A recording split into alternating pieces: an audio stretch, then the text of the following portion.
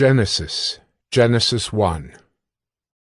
In the beginning, God created the heavens and the earth.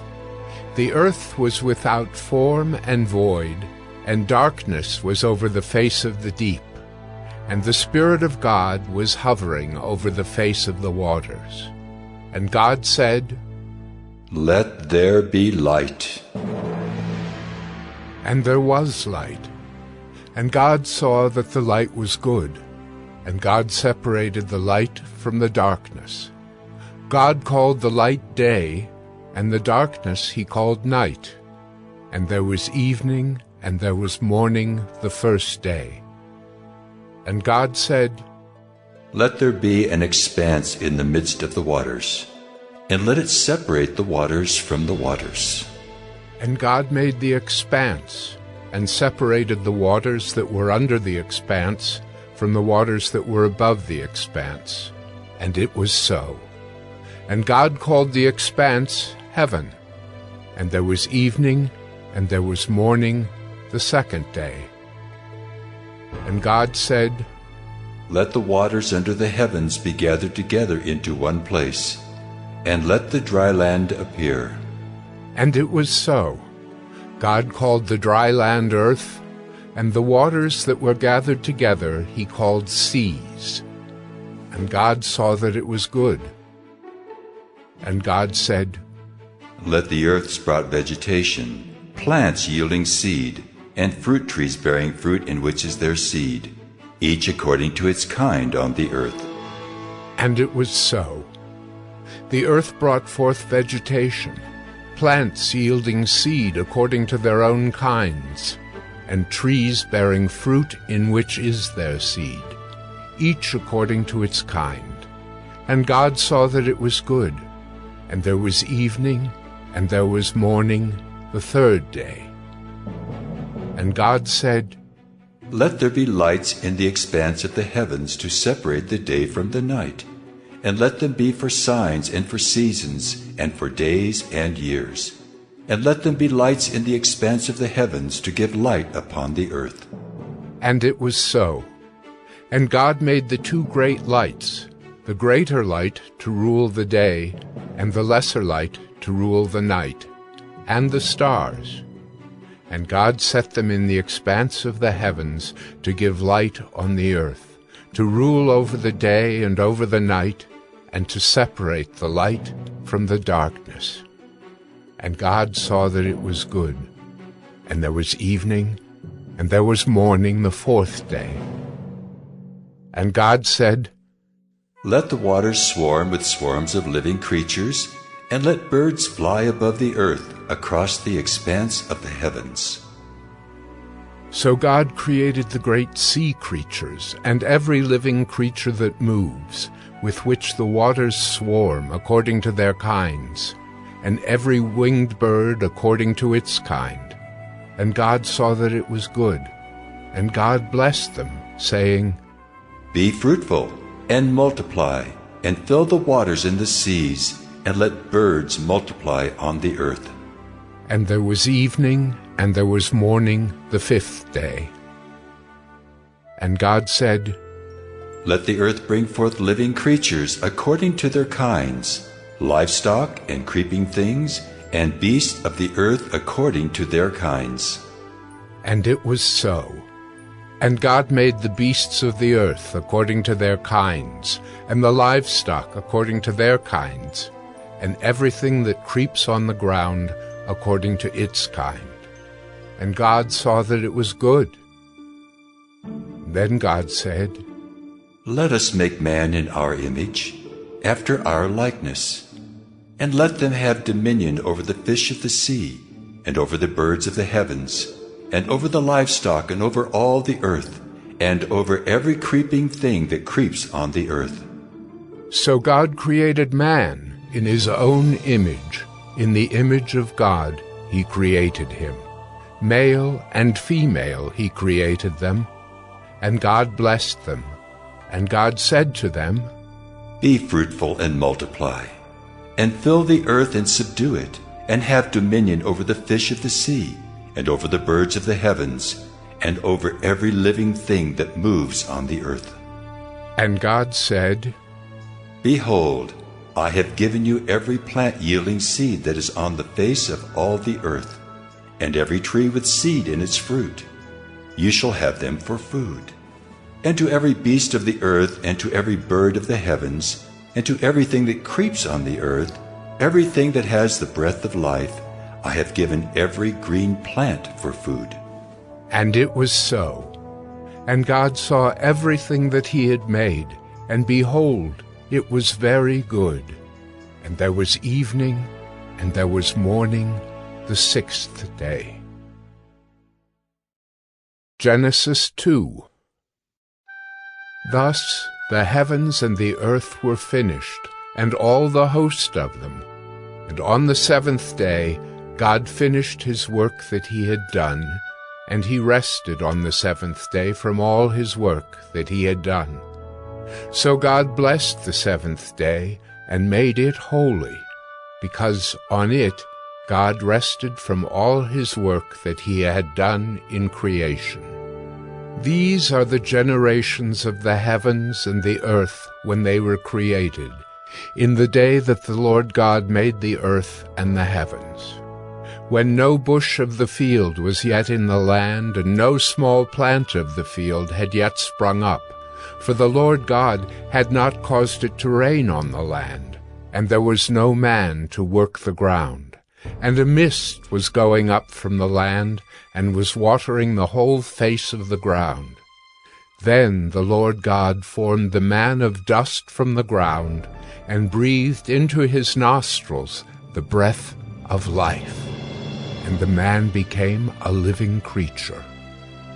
And the Lord God planted a garden in Eden, in the east, and there he put the man whom he had formed. And out of the ground the Lord God made to spring up every tree that is pleasant to the sight and good for food. The tree of life was in the midst of the garden, and the tree of the knowledge of good and evil. A river flowed out of Eden to water the garden, and there it divided and became 4 rivers.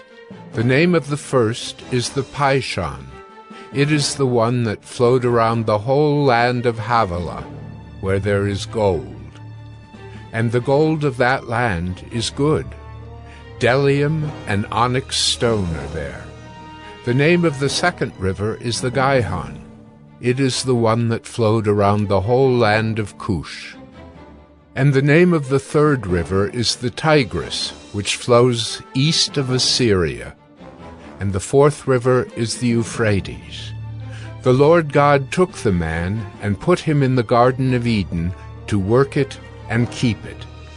And the Lord God commanded the man, saying, You may surely eat of every tree of the garden, but of the tree of the knowledge of good and evil you shall not eat, for in the day that you eat of it you shall surely die. Then the Lord God said, It is not good that the man should be alone. I will make him a helper fit for him. Now out of the ground the Lord God had formed every beast of the field and every bird of the heavens, and brought them to the man, to see what he would call them. And whatever the man called every living creature, that was its name. The man gave names to all livestock, and to the birds of the heavens, and to every beast of the field. But for Adam there was not found a helper fit for him.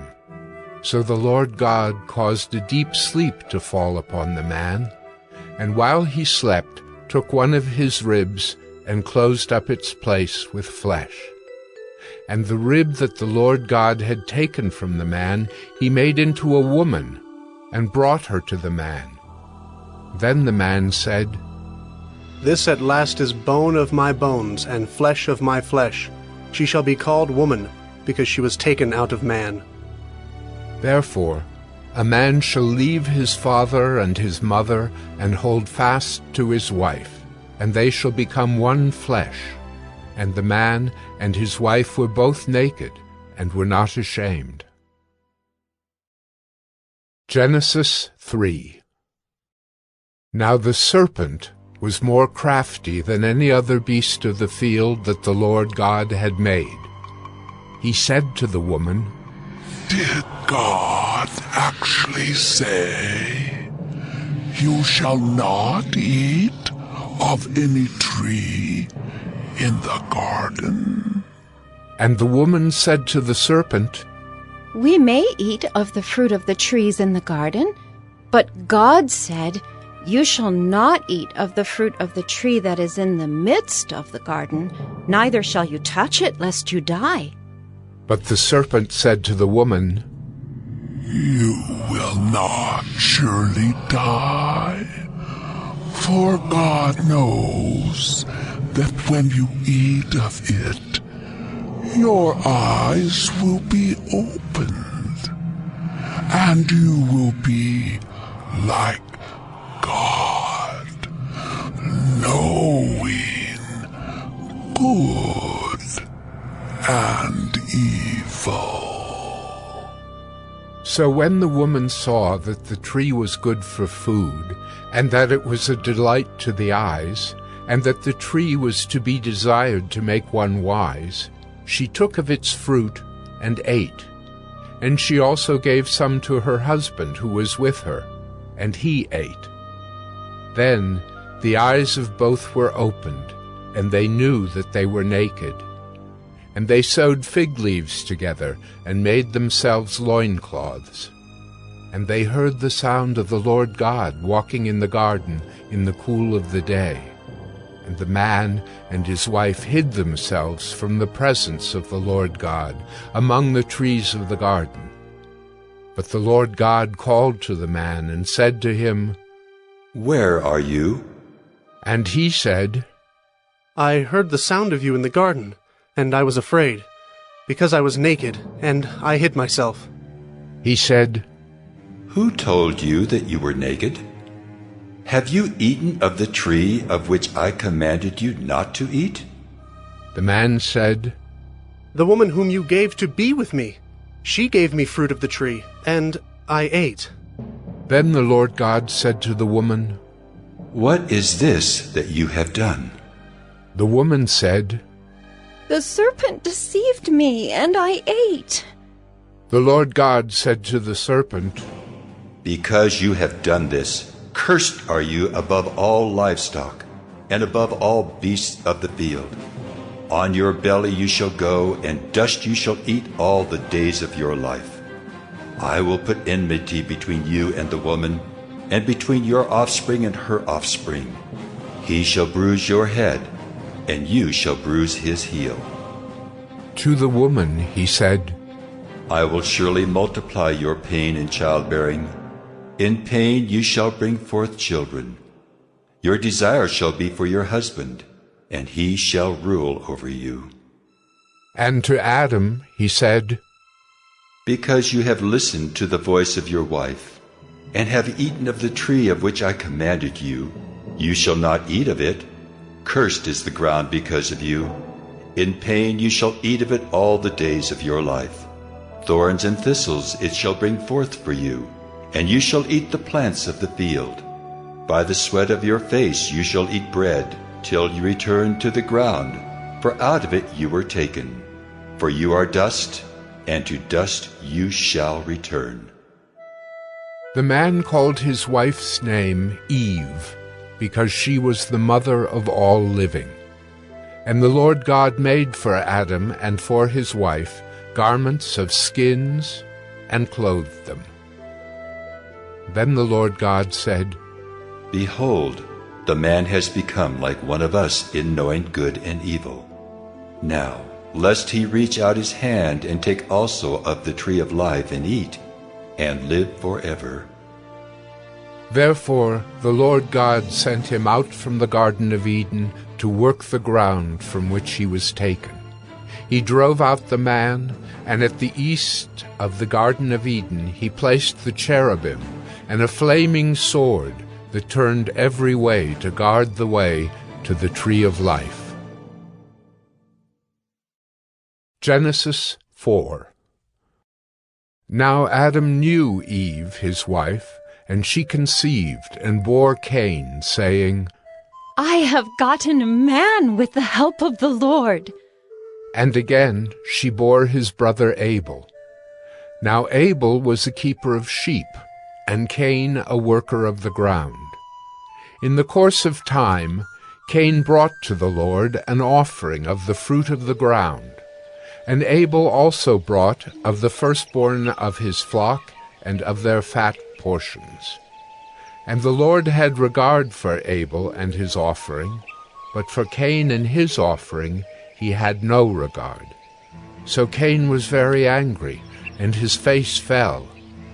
The Lord said to Cain, Why are you angry? And why has your face fallen? If you do well, will you not be accepted? And if you do not do well, sin is crouching at the door. Its desire is for you, but you must rule over it.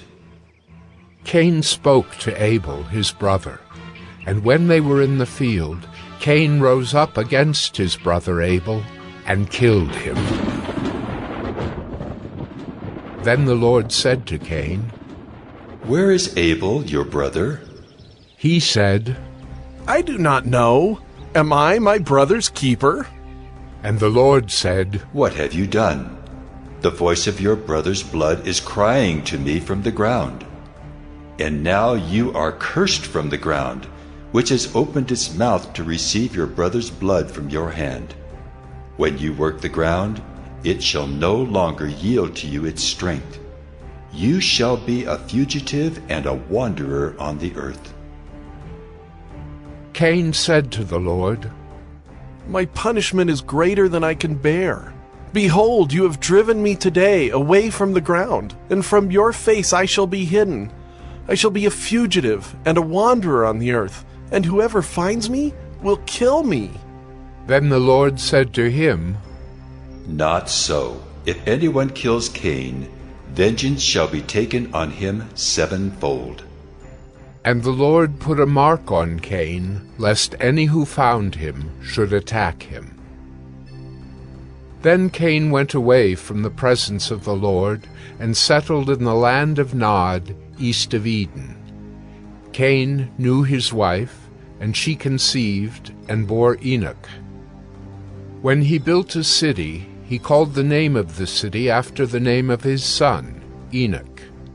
To Enoch was born Irad, and Irad fathered Mehujael, and Mehujael fathered Methushael, and Methushael fathered Lamech. And Lamech took 2 wives.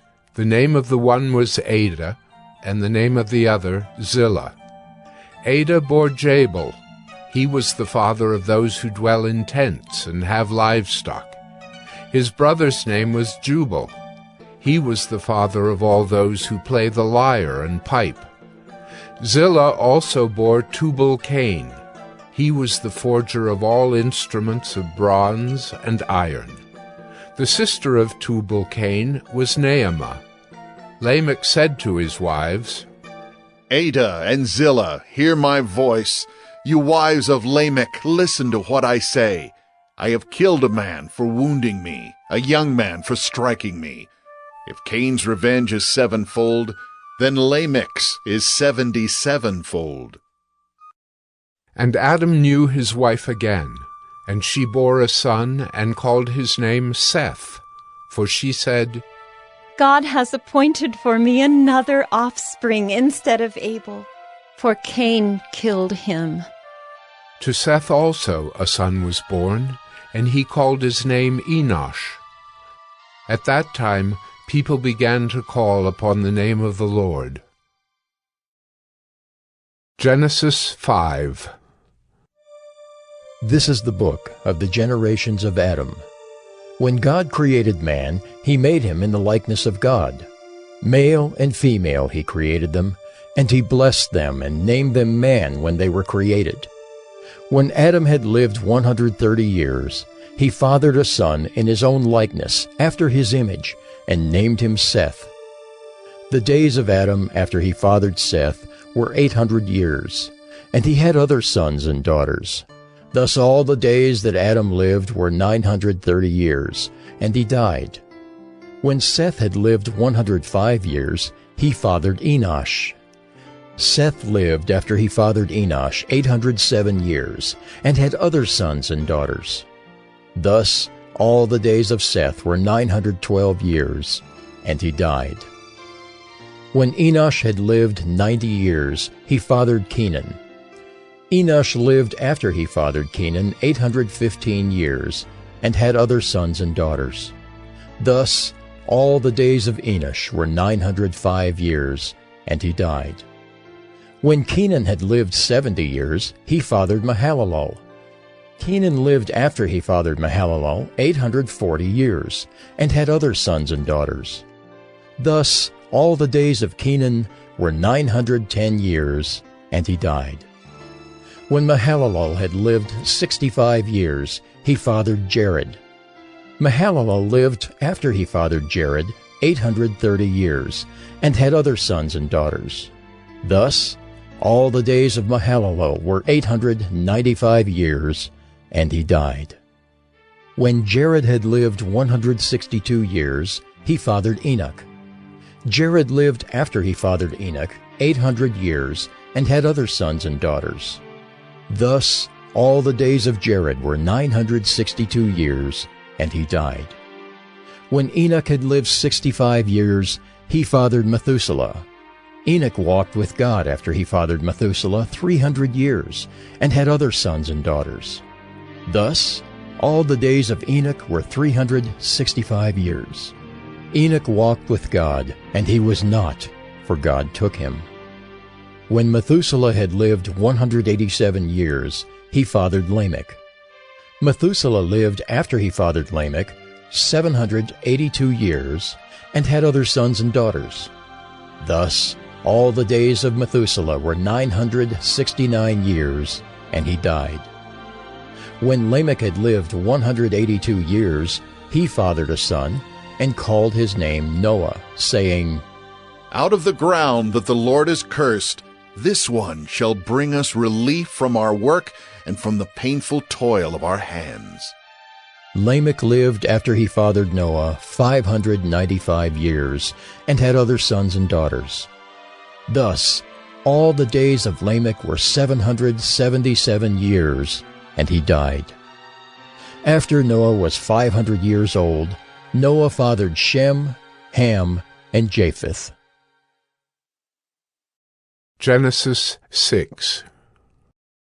When man began to multiply on the face of the land, and daughters were born to them, the sons of God saw that the daughters of man were attractive, and they took as their wives any they chose. Then the Lord said, My spirit shall not abide in man forever, for he is flesh. His days shall be 120 years. The Nephilim were on the earth in those days, and also afterward, when the sons of God came into the daughters of man, and they bore children to them. These were the mighty men who were of old, the men of renown. The Lord saw that the wickedness of man was great in the earth, and that every intention of the thoughts of his heart was only evil continually. And the Lord was sorry that he had made man on the earth, and it grieved him to his heart. So the Lord said, I will blot out man whom I have created from the face of the land, man and animals and creeping things and birds of the heavens, for I am sorry that I have made them. But Noah found favor in the eyes of the Lord. These are the generations of Noah. Noah was a righteous man, blameless in his generation. Noah walked with God. And Noah had 3 sons, Shem, Ham, and Japheth. Now the earth was corrupt in God's sight, and the earth was filled with violence. And God saw the earth, and behold, it was corrupt, for all flesh had corrupted their way on the earth. And God said to Noah, I have determined to make an end of all flesh, for the earth is filled with violence through them. Behold, I will destroy them with the earth. Make yourself an ark of gopher wood. Make rooms in the ark, and cover it inside and out with pitch. This is how you are to make it. The length of the ark, 300 cubits. Its breadth, 50 cubits. And its height, 30 cubits. Make a roof of the ark, and finish it to a cubit above, and set the door of the ark in its side. Make it with lower, second, and third decks. For behold, I will bring a flood of waters upon the earth, to destroy all flesh in which is the breath of life under heaven. Everything that is on the earth shall die. But I will establish my covenant with you, and you shall come into the ark, you, your sons, your wife, and your sons' wives with you. And of every living thing of all flesh, you shall bring 2 of every sort into the ark to keep them alive with you. They shall be male and female, of the birds according to their kinds, and of the animals according to their kinds, of every creeping thing of the ground according to its kind. 2 of every sort shall come in to you to keep them alive. Also take with you every sort of food that is eaten, and store it up. It shall serve as food for you and for them. Noah did this. He did all that God commanded him. Genesis 7. Then the Lord said to Noah, Go into the ark, you and all your household, for I have seen that you are righteous before me in this generation.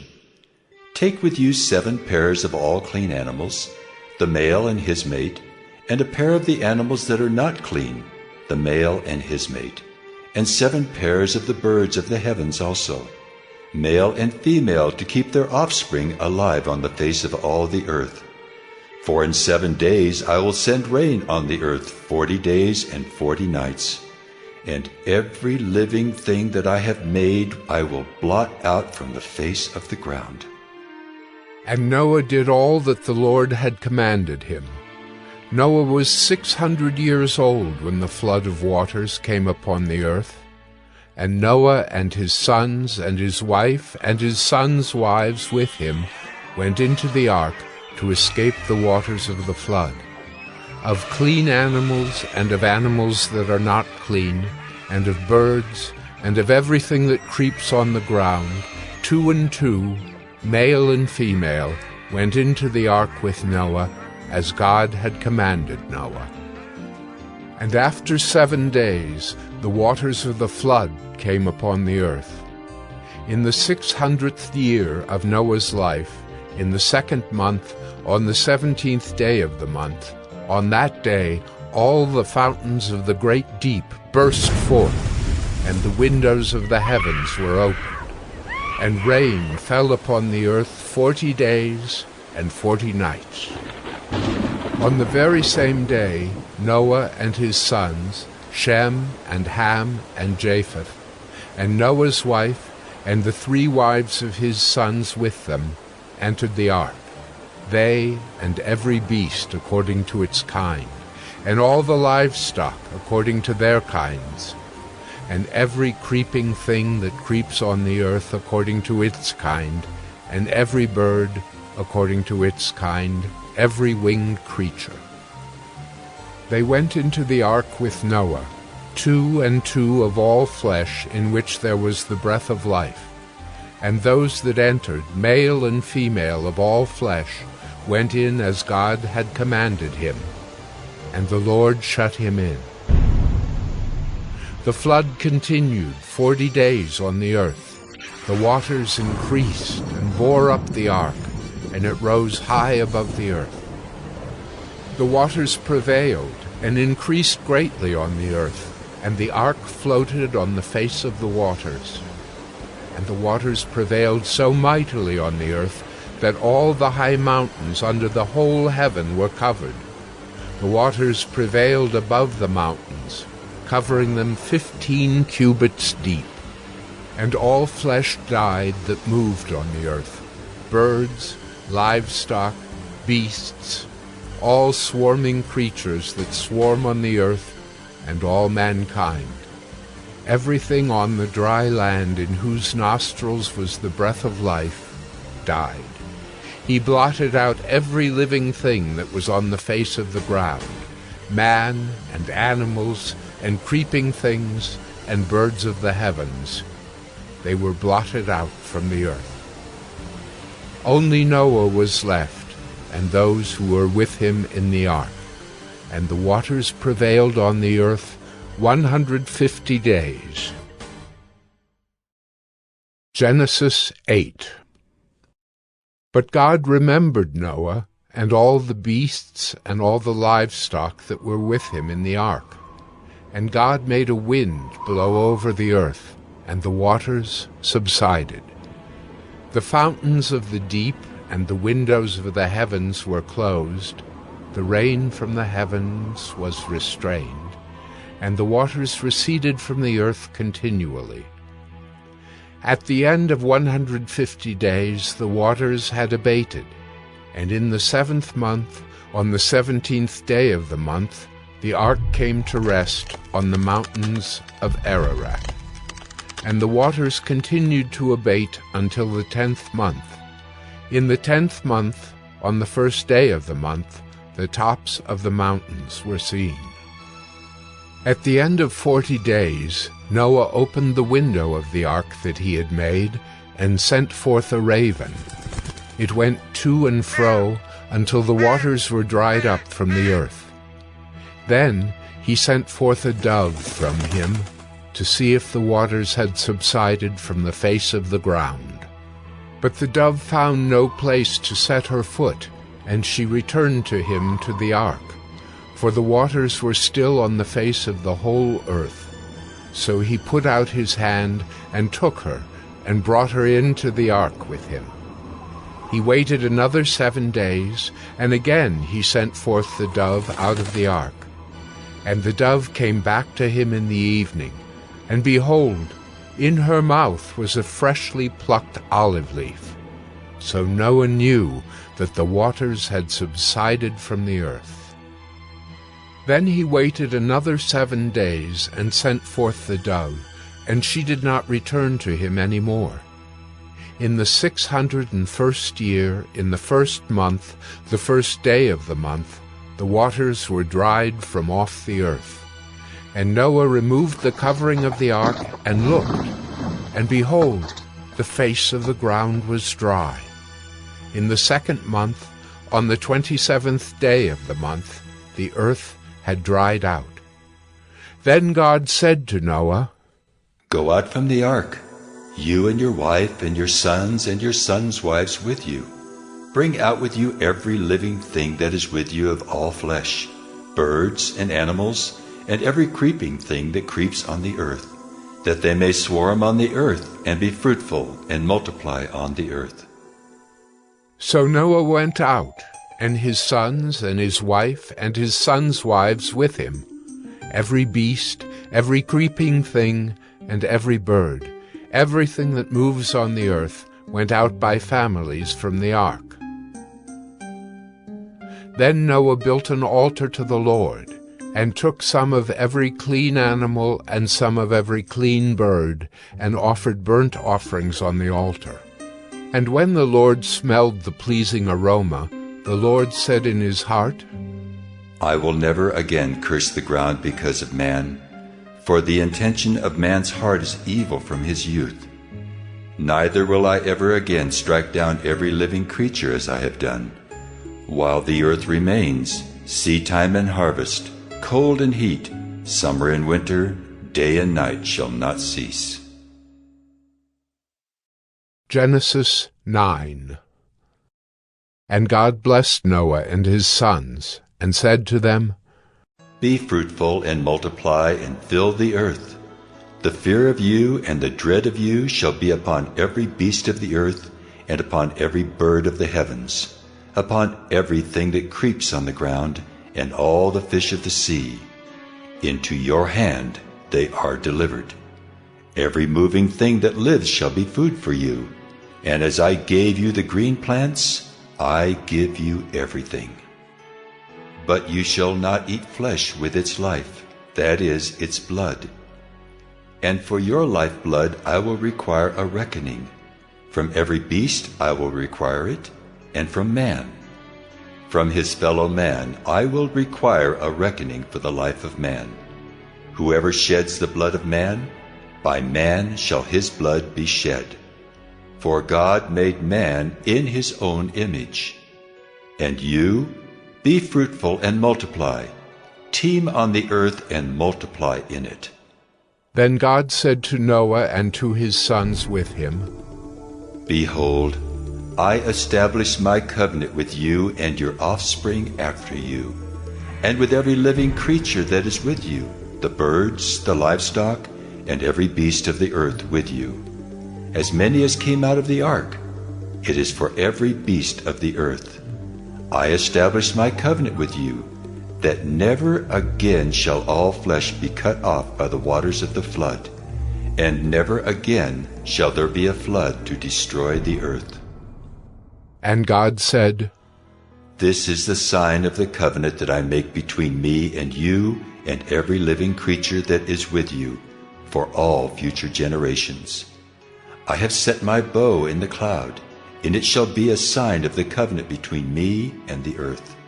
When I bring clouds over the earth and the bow is seen in the clouds, I will remember my covenant that is between me and you and every living creature of all flesh. And the waters shall never again become a flood to destroy all flesh. When the bow is in the clouds, I will see it and remember the everlasting covenant between God and every living creature of all flesh that is on the earth. God said to Noah, This is the sign of the covenant that I have established between me and all flesh that is on the earth.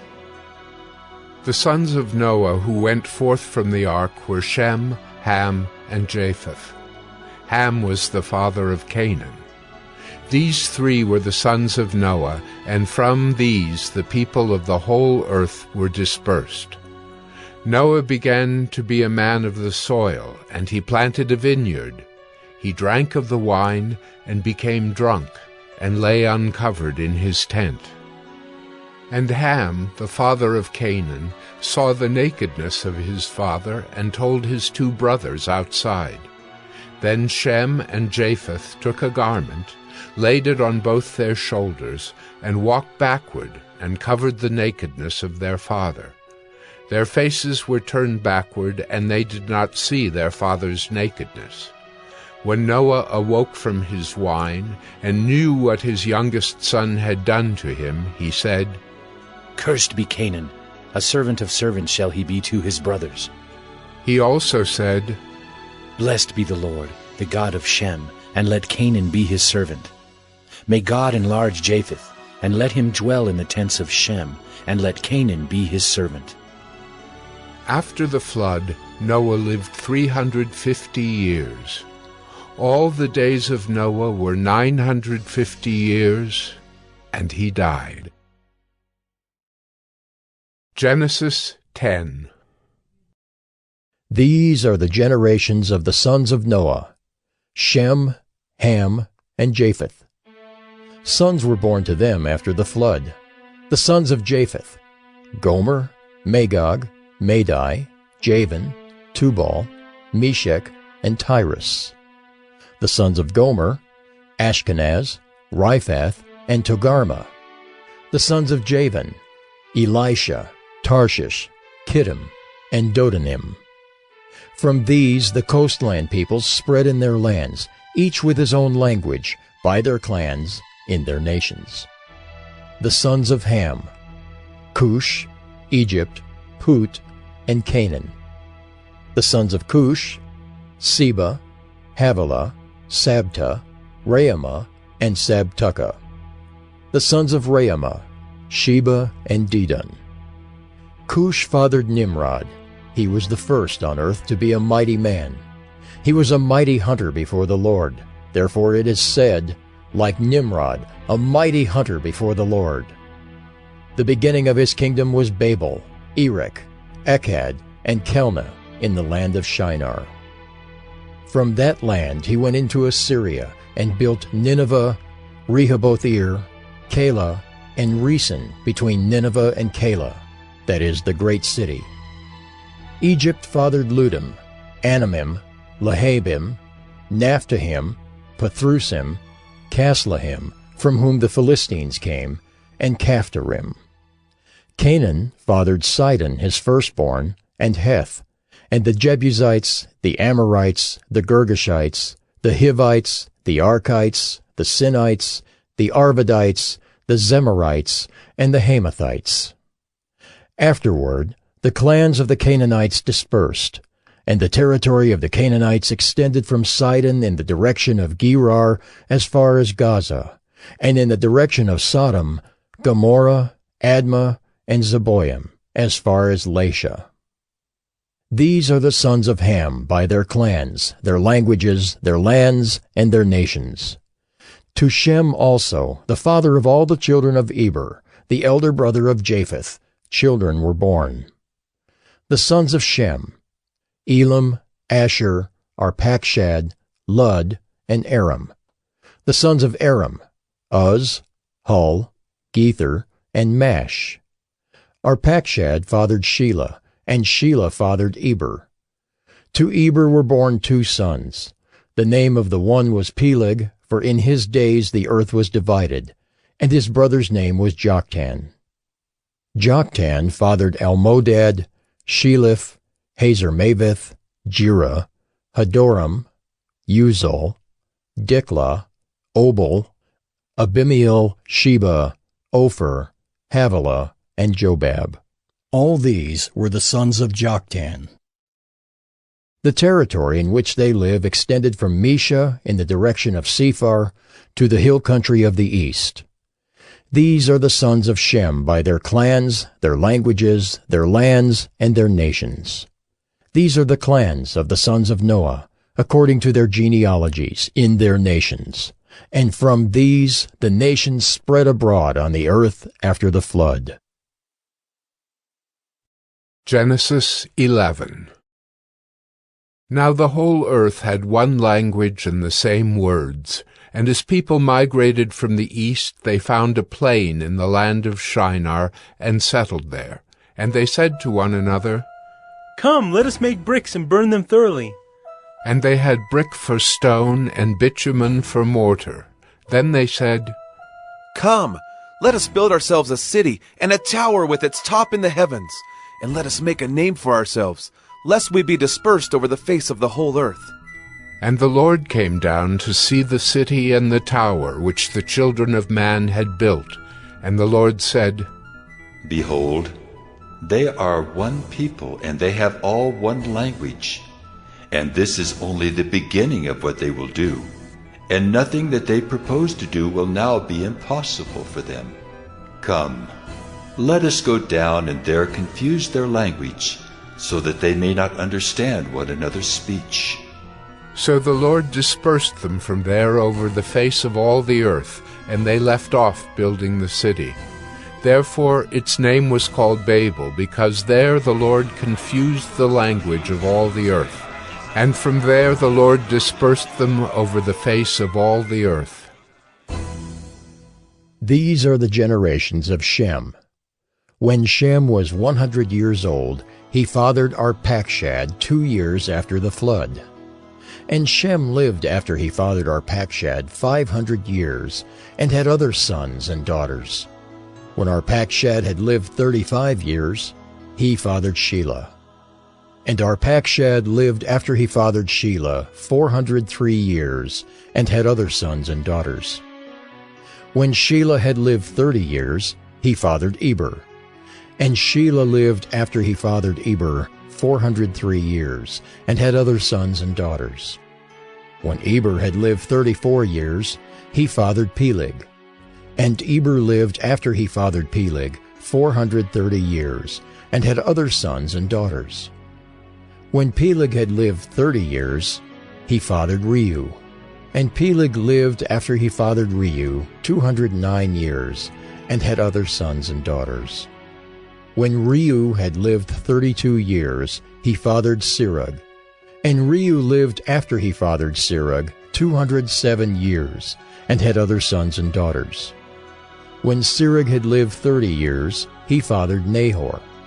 And Serug lived after he fathered Nahor 200 years, and had other sons and daughters. When Nahor had lived 29 years, he fathered Terah. And Nahor lived after he fathered Terah 119 years, and had other sons and daughters. When Terah had lived 70 years, he fathered Abram, Nahor, and Haran. Now these are the generations of Terah. Terah fathered Abram, Nahor, and Haran. And Haran fathered Lot. Haran died in the presence of his father Terah in the land of his kindred, in Ur of the Chaldeans. And Abram and Nahor took wives. The name of Abram's wife was Sarai, and the name of Nahor's wife Milcah, the daughter of Haran, the father of Milcah and Iscah. Now Sarai was barren, she had no child. Terah took Abram his son, and Lot the son of Haran, his grandson, and Sarai his daughter-in-law, his son Abram's wife, and they went forth together from Ur of the Chaldeans to go into the land of Canaan. But when they came to Haran, they settled there. The days of Terah were 205 years, and Terah died in Haran. Genesis 12. Now the Lord said to Abram, Go from your country and your kindred and your father's house to the land that I will show you. And I will make of you a great nation, and I will bless you and make your name great, so that you will be a blessing. I will bless those who bless you, and him who dishonors you I will curse. And in you all the families of the earth shall be blessed. So Abram went as the Lord had told him, and Lot went with him. Abram was 75 years old when he departed from Haran.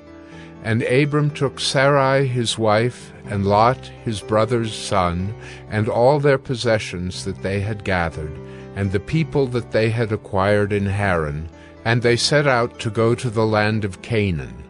When they came to the land of Canaan, Abram passed through the land to the place at Shechem, to the oak of Moreh. At that time the Canaanites were in the land. Then the Lord appeared to Abram and said, To your offspring I will give this land. So he built there an altar to the Lord, who had appeared to him. From there he moved to the hill country on the east of Bethel, and pitched his tent, with Bethel on the west and Ai on the east. And there he built an altar to the Lord, and called upon the name of the Lord. And Abram journeyed on, still going toward the Negeb. Now there was a famine in the land, so Abram went down to Egypt to sojourn there, for the famine was severe in the land. When he was about to enter Egypt, he said to Sarai his wife, I know that you are a woman beautiful in appearance, and when the Egyptians see you, they will say, This is his wife.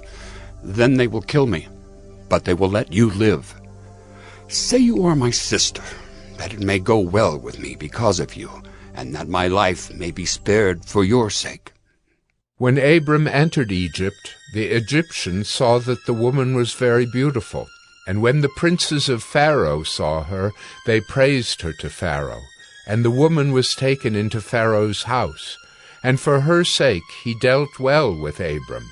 And he had sheep, oxen, male donkeys, male servants, female donkeys, and camels. But the Lord afflicted Pharaoh and his house with great plagues because of Sarai, Abram's wife. So Pharaoh called Abram and said, What is this you have done to me? Why did you not tell me that she was your wife? Why did you say, She is my sister, so that I took her for my wife? Now then, here is your wife. Take her and go. And Pharaoh gave men orders concerning him, and they sent him away with his wife and all that he had. Genesis 13. So Abram went up from Egypt, he and his wife and all that he had, and Lot with him, into the Negeb. Now Abram was very rich in livestock, in silver, and in gold. And he journeyed on from the Negeb as far as Bethel, to the place where his tent had been at the beginning, between Bethel and Ai, to the place where he had made an altar at the first. And there Abram called upon the name of the Lord. And Lot, who went with Abram, also had flocks and herds and tents, so that the land could not support both of them dwelling together, for their possessions were so great that they could not dwell together. And there was strife between the herdsmen of Abram's livestock and the herdsmen of Lot's livestock. At that time the Canaanites and the Perizzites were dwelling in the land. Then Abram said to Lot, Let there be no strife between you and me, and between your herdsmen and my herdsmen, for we are kinsmen. Is not the whole land before you? Separate yourself from me. If you take the left hand, then I will go to the right. Or if you take the right hand, then I will go to the left. And Lot lifted up his eyes, and saw that the Jordan valley was well watered everywhere, like the garden of the Lord, like the land of Egypt, in the direction of Zoar. This was before the Lord destroyed Sodom and Gomorrah. So Lot chose for himself all the Jordan valley, and Lot journeyed east. Thus they separated from each other. Abram settled in the land of Canaan, while Lot settled among the cities of the valley, and moved his tent as far as Sodom. Now the men of Sodom were wicked, great sinners against the Lord. The Lord said to Abram, after Lot had separated from him, Lift up your eyes and look from the place where you are, northward and southward and eastward and westward. For all the land that you see I will give to you and to your offspring forever. I will make your offspring as the dust of the earth, so that if one can count the dust of the earth, your offspring also can be counted. Arise, walk through the length and the breadth of the land, for I will give it to you. So Abram moved his tent, and came and settled by the oaks of Mamre, which are at Hebron, and there he built an altar to the Lord. Genesis 14. In the days of Amraphel, king of Shinar, Arioch, king of Elasar, Chedorlaomer, king of Elam, and Tidal, king of Goyim. These kings made war with Bera, king of Sodom, Bersha, king of Gomorrah, Shinab, king of Admah, Shemeber, king of Zeboim, and the king of Bela, that is Zoar. And all these joined forces in the valley of Siddim, that is the Salt Sea. 12 years they had served Chedorlaomer, but in the 13th year they rebelled. In the 14th year Chedorlaomer and the kings who were with him came and defeated the Rephaim in Ashtaroth-Karnaim, the Zuzim in Ham, the Emim in Sheva Kiriathaim, and the Horites in their hill country of Seir as far as El-Paran on the border of the wilderness. Then they turned back and came to En-Mishpat, that is Kadesh, and defeated all the country of the Amalekites and also the Amorites, who were dwelling in Hazazon Tamar. Then the king of Sodom, the king of Gomorrah, the king of Admah, the king of Zeboim, and the king of Bela, that is Zoar, went out, and they joined battle in the valley of Siddim with Chedorlaomer, king of Elam, Tidal, king of Goyim, Amraphel, king of Shinar, and Arioch, king of Elasar, 4 kings against 5. Now the valley of Siddim was full of bitumen pits, and as the kings of Sodom and Gomorrah fled, some fell into them, and the rest fled to the hill country. So the enemy took all the possessions of Sodom and Gomorrah, and all their provisions, and went their way. They also took Lot, the son of Abram's brother, who was dwelling in Sodom, and his possessions, and went their way. Then one who had escaped came and told Abram the Hebrew, who was living by the oaks of Mamre the Amorite, brother of Eshcol and of Aner. These were allies of Abram. When Abram heard that his kinsman had been taken captive, he led forth his trained men, born in his house, 318 of them, and went in pursuit as far as Dan. And he divided his forces against them by night, he and his servants, and defeated them and pursued them to Hobah, north of Damascus.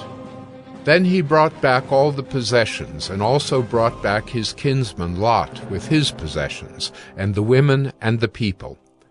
After his return from the defeat of Chedorlaomer and the kings who were with him, the king of Sodom went out to meet him at the valley of Sheva, that is, the king's valley. And Melchizedek, king of Salem, brought out bread and wine.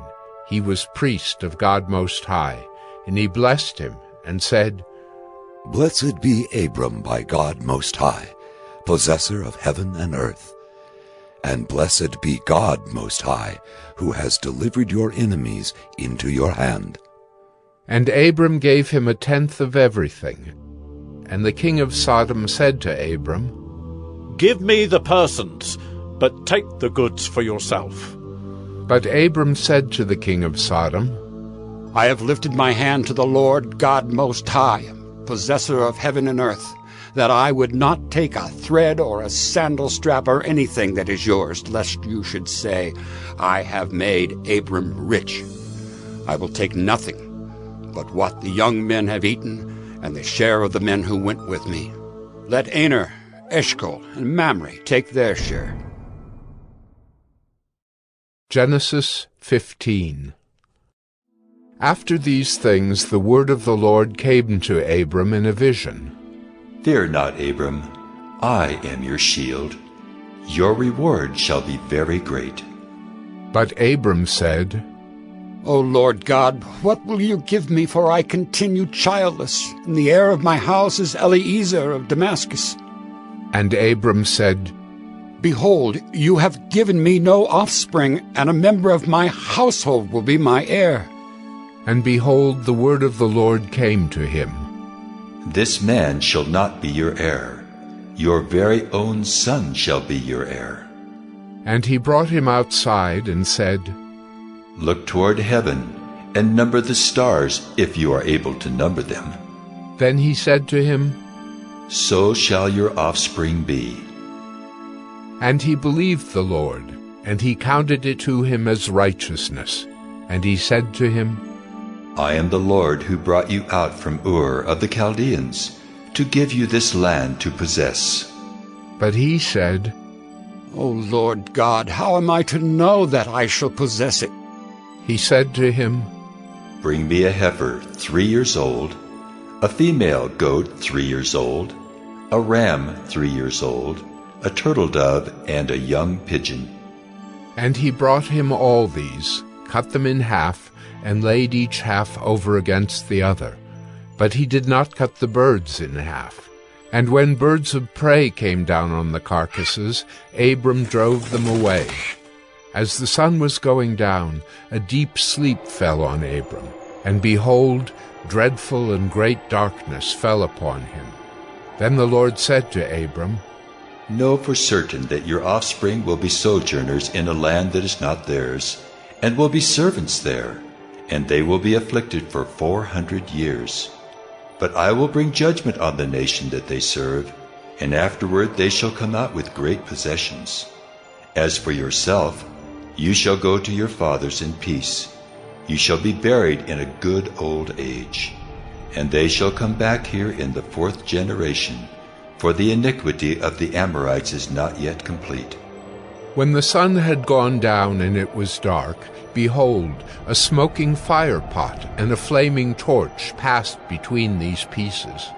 On that day the Lord made a covenant with Abram, saying, To your offspring I give this land, from the river of Egypt to the great river, the river Euphrates, the land of the Kenites, the Kenizzites, the Cadmonites, the Hittites, the Perizzites, the Rephaim, the Amorites, the Canaanites, the Girgashites, and the Jebusites.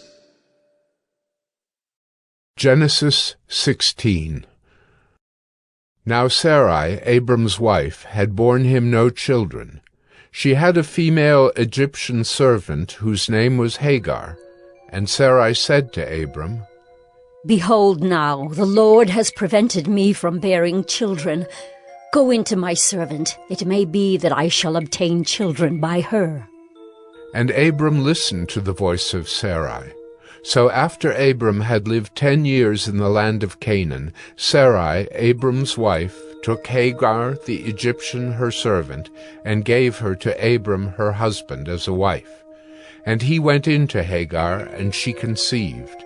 And when she saw that she had conceived, she looked with contempt on her mistress. And Sarai said to Abram, May the wrong done to me be on you. I gave my servant to your embrace, and when she saw that she had conceived, she looked on me with contempt. May the Lord judge between you and me. But Abram said to Sarai, Behold, your servant is in your power. Do to her as you please. Then Sarai dealt harshly with her, and she fled from her. The angel of the Lord found her by a spring of water in the wilderness, the spring on the way to Shur. And he said, Hagar, servant of Sarai, where have you come from, and where are you going? She said, I am fleeing from my mistress Sarai. The angel of the Lord said to her, Return to your mistress and submit to her. The angel of the Lord also said to her, I will surely multiply your offspring, so that they cannot be numbered for multitude. And the angel of the Lord said to her, Behold, you are pregnant and shall bear a son. You shall call his name Ishmael, because the Lord has listened to your affliction. He shall be a wild donkey of a man, his hand against everyone, and everyone's hand against him. And he shall dwell over against all his kinsmen. So she called the name of the Lord, who spoke to her. You are a God of seeing. For she said, Truly, here I have seen him who looks after me. Therefore the well was called Bir-lahai-roi. It lies between Kadesh and Bered. And Hagar bore Abram a son, and Abram called the name of his son, whom Hagar bore, Ishmael. Abram was 86 years old when Hagar bore Ishmael to Abram. Genesis 17. When Abram was 99 years old, the Lord appeared to Abram and said to him, I am God Almighty. Walk before me and be blameless, that I may make my covenant between me and you, and may multiply you greatly. Then Abram fell on his face, and God said to him, Behold, my covenant is with you, and you shall be the father of a multitude of nations. No longer shall your name be called Abram, but your name shall be Abraham. For I have made you the father of a multitude of nations. I will make you exceedingly fruitful, and I will make you into nations, and kings shall come from you. And I will establish my covenant between me and you, and your offspring after you, throughout their generations for an everlasting covenant, to be God to you, and to your offspring after you.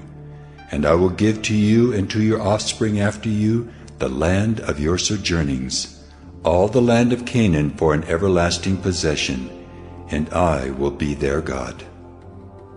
And God said to Abraham, As for you, you shall keep my covenant, you and your offspring after you throughout their generations.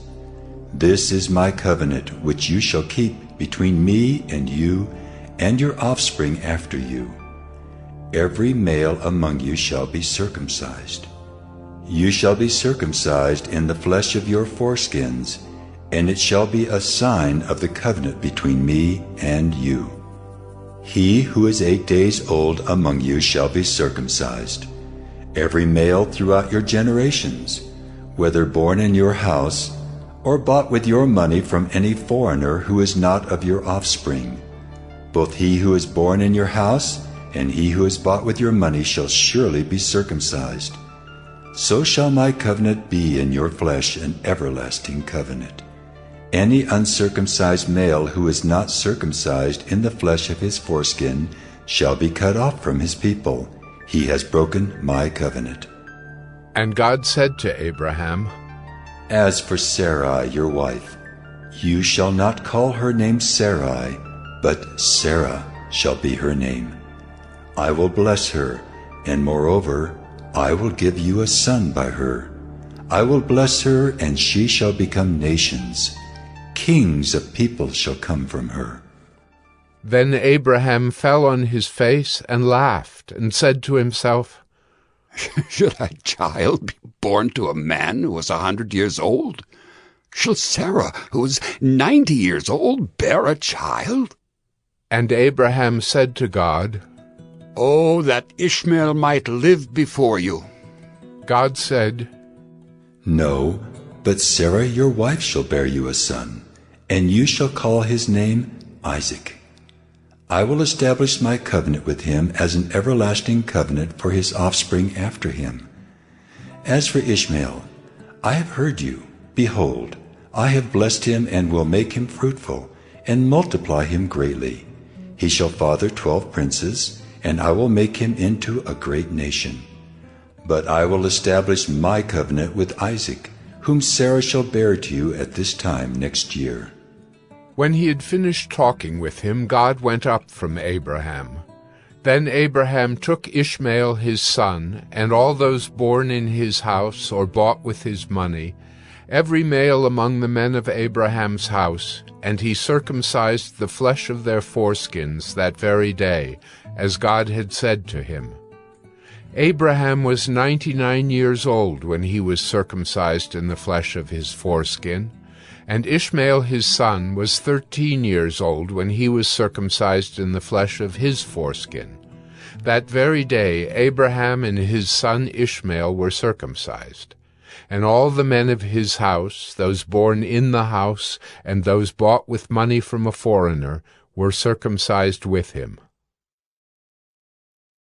Genesis 18.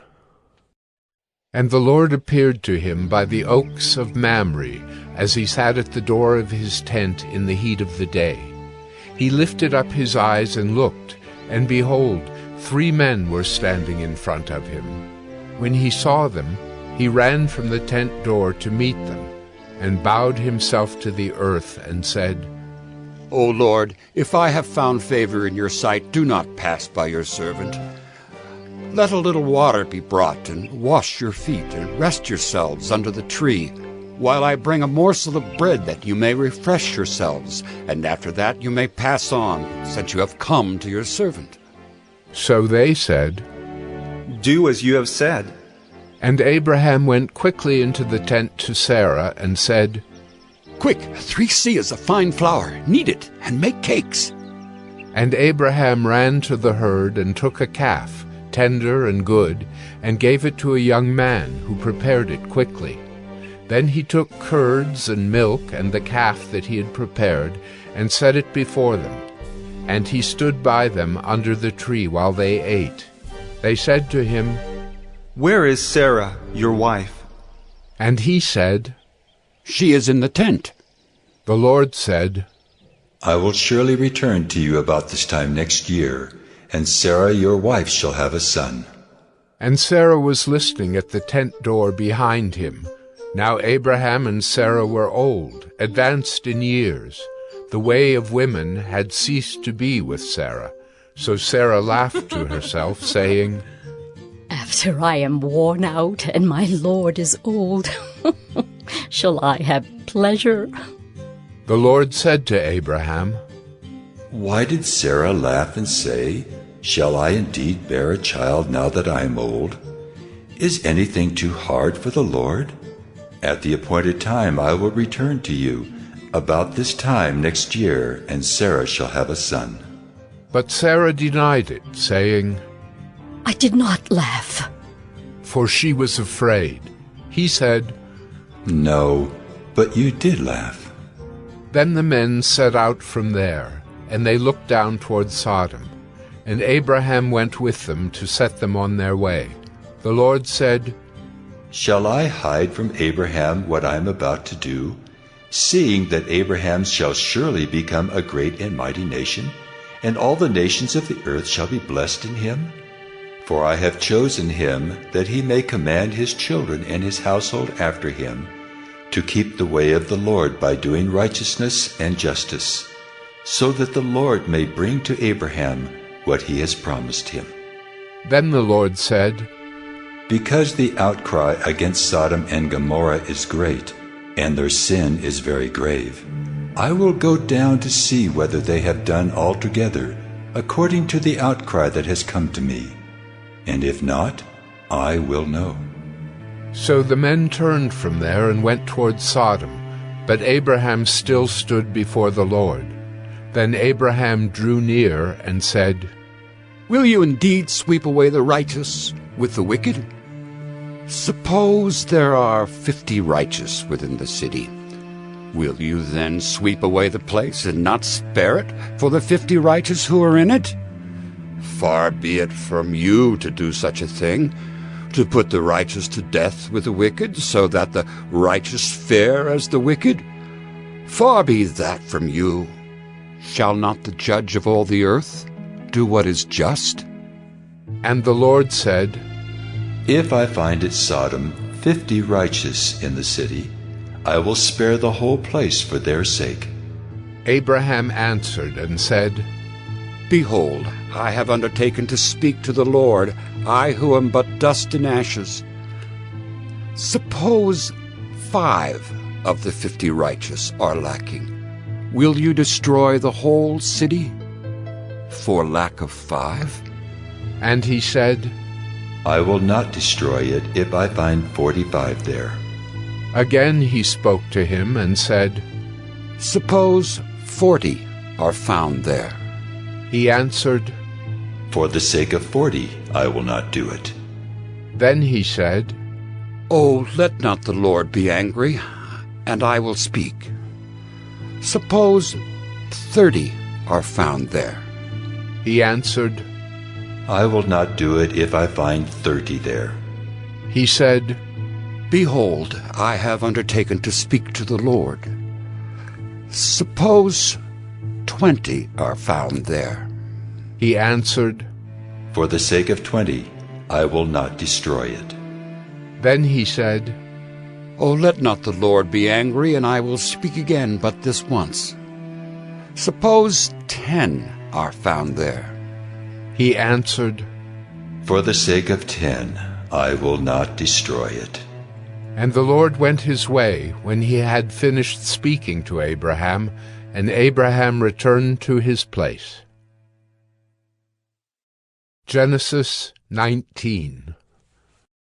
The 2 angels came to Sodom in the evening, and Lot was sitting in the gate of Sodom. When Lot saw them, he rose to meet them and bowed himself with his face to the earth, and said, My lords, please turn aside to your servant's house and spend the night and wash your feet. Then you may rise up early and go on your way. They said, No, we will spend the night in the town square. But he pressed them strongly, so they turned aside to him and entered his house. And he made them a feast, and baked unleavened bread, and they ate. But before they lay down, the men of the city, the men of Sodom, both young and old, all the people to the last man, surrounded the house. And they called to Lot, Where are the men who came to you tonight? Bring them out to us, that we may know them. Lot went out to the men at the entrance, shut the door after him, and said, I beg you, my brothers, do not act so wickedly. Behold, I have 2 daughters who have not known any man. Let me bring them out to you, and do to them as you please. Only do nothing to these men, for they have come under the shelter of my roof. But they said, Stand back! And they said, This fellow came to sojourn, and he has become the judge? Now we will deal worse with you than with them. Then they pressed hard against the man Lot, and drew near to break the door down. But the men reached out their hands and brought Lot into the house with them and shut the door. And they struck with blindness the men who were at the entrance of the house, both small and great, so that they wore themselves out, groping for the door. Then the men said to Lot, "Have you anyone else here? Sons-in-law, sons, daughters, or anyone you have in the city? Bring them out of the place. For we are about to destroy this place, because the outcry against its people has become great before the Lord, and the Lord has sent us to destroy it." So Lot went out and said to his sons-in-law, who were to marry his daughters, "Up! Get out of this place, for the Lord is about to destroy the city." But he seemed to his sons-in-law to be jesting. As morning dawned, the angels urged Lot, saying, "Up! Take your wife and your 2 daughters who are here, lest you be swept away in the punishment of the city." But he lingered. So the men seized him and his wife and his 2 daughters by the hand, the Lord being merciful to him, and they brought him out and set him outside the city. And as they brought them out, one said, "Escape for your life. Do not look back or stop anywhere in the valley. Escape to the hills, lest you be swept away." And Lot said to them, "Oh no, my lords. Behold, your servant has found favor in your sight, and you have shown me great kindness in saving my life. But I cannot escape to the hills, lest the disaster overtake me and I die. Behold, this city is near enough to flee to, and it is a little one. Let me escape there. Is it not a little one? And my life will be saved." He said to him, "Behold, I grant you this favor also, that I will not overthrow the city of which you have spoken. Escape there quickly, for I can do nothing till you arrive there." Therefore the name of the city was called Zoar. The sun had risen on the earth when Lot came to Zoar.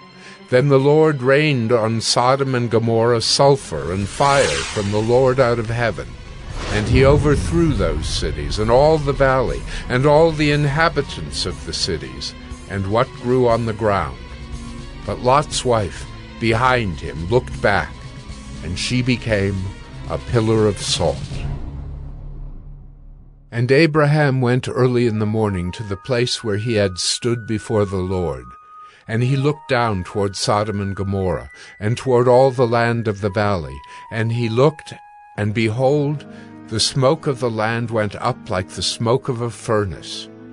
So it was that when God destroyed the cities of the valley, God remembered Abraham and sent Lot out of the midst of the overthrow when he overthrew the cities in which Lot had lived. Now Lot went up out of Zoar and lived in the hills with his 2 daughters, for he was afraid to live in Zoar.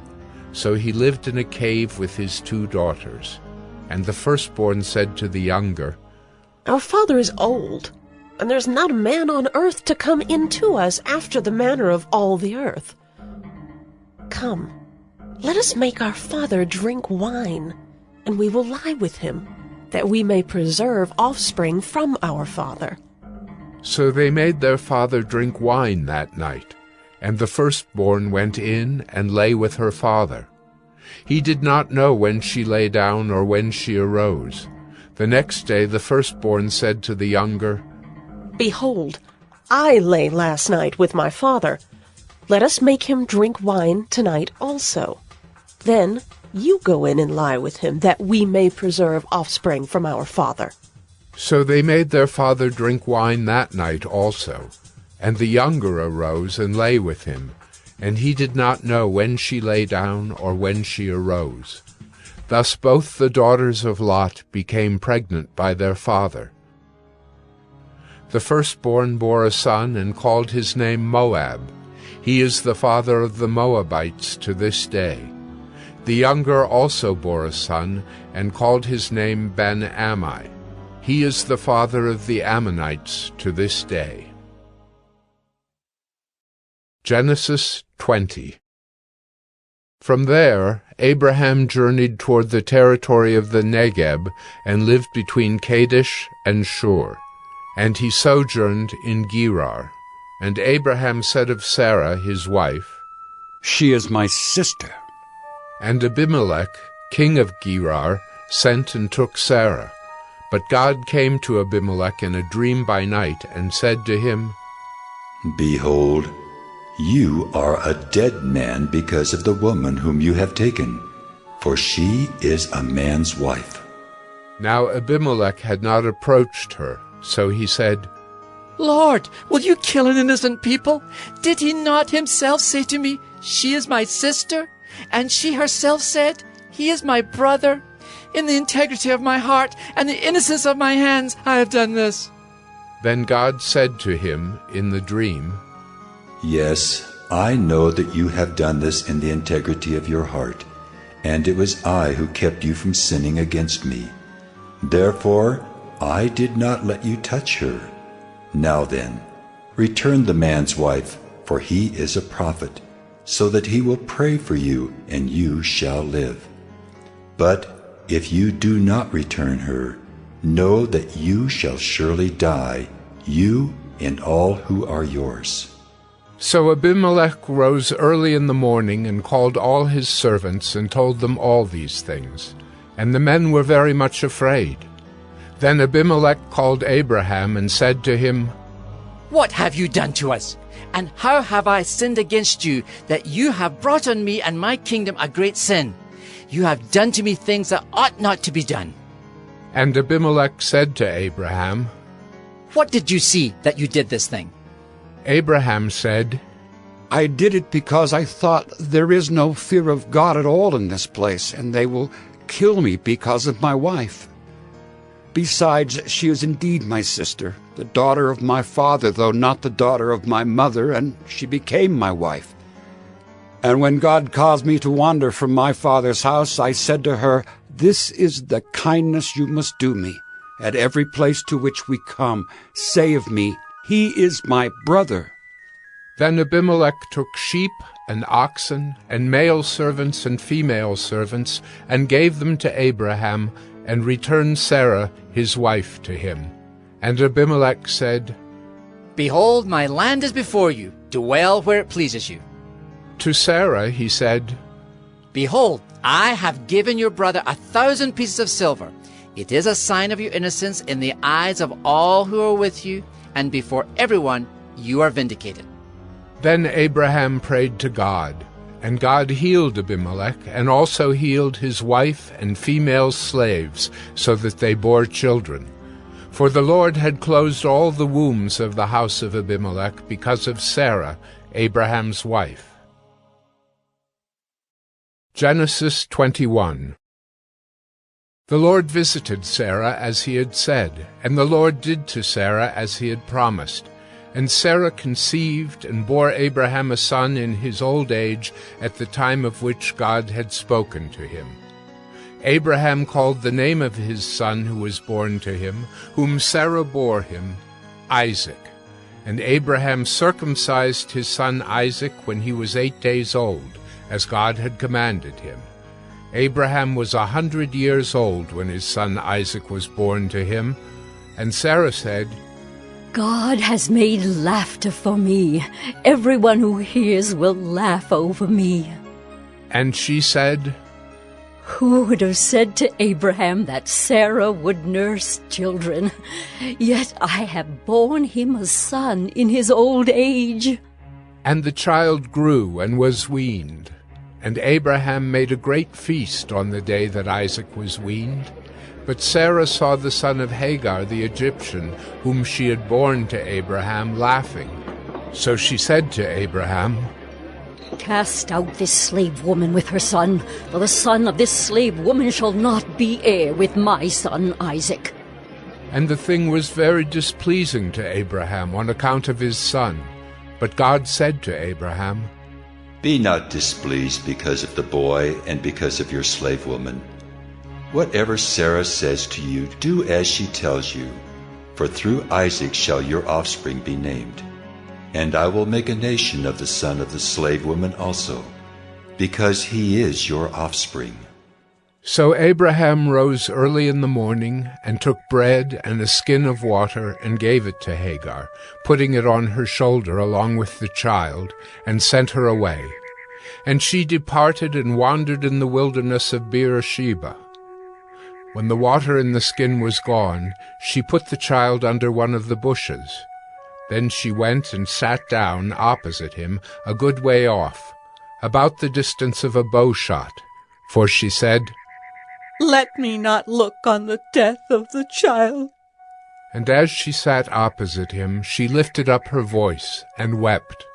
And God heard the voice of the boy, and the angel of God called to Hagar from heaven, and said to her, "What troubles you, Hagar?